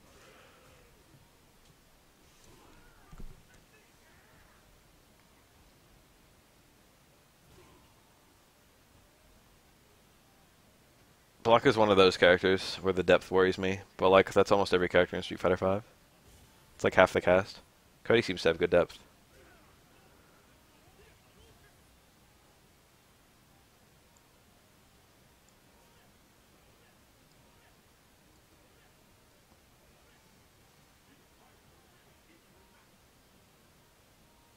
These dashes are dash ultras. Ooh. That's a nice way to close it out. I did that during one of the Bath Cups recently and got lit up by something really silly.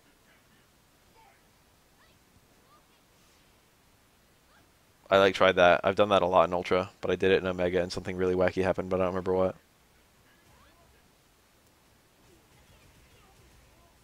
Oh. He wanted like low short into that EX legs. Chun-Li's backdash is insane. There's the sheer amount of invincibility on it. And the very, very small recovery. Crouch face, both hits. I think that's minus. In Street Fighter 5, that's -5. I know it's Street Fighter 5 number, but not a Street Fighter 4 number. Yeah, I should hop on that now, shouldn't I? Let me watch the rest of this round. He's dead.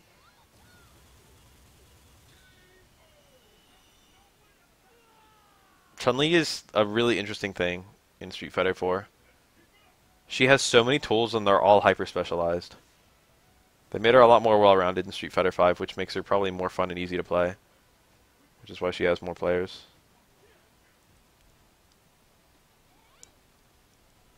But like every Chun-Li player is a specialist in this game, which makes her quite interesting.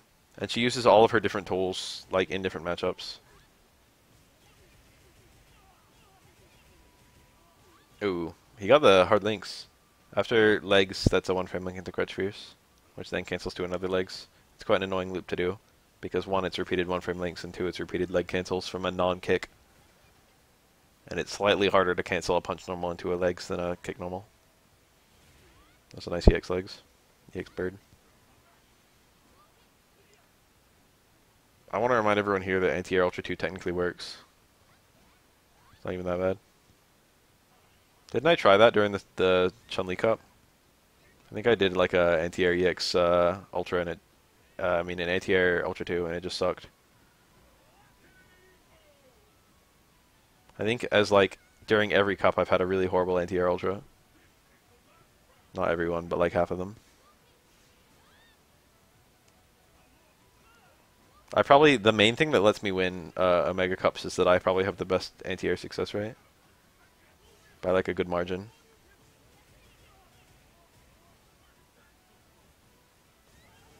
I say that like, oh, I dropped critical anti-airs, but I dropped the least critical anti-airs of anyone. Everyone else drops like 1,000,000,000 for every one I drop. Anti-air stand fierce. Wow. Kensai DP will catch Chun-Li's backdash. Speaking from experience. Oof. The big stiff? He cut it a little short, but he couldn't kill with that combo. Low short will literally kill Ken. There it is. And I'm gonna stop the stream because I've got to switch to OBS Studio streaming PS4. And I'm gonna refill my green tea and get my controller from downstairs while I'm gone. But then I'm gonna come back and play some Fexel.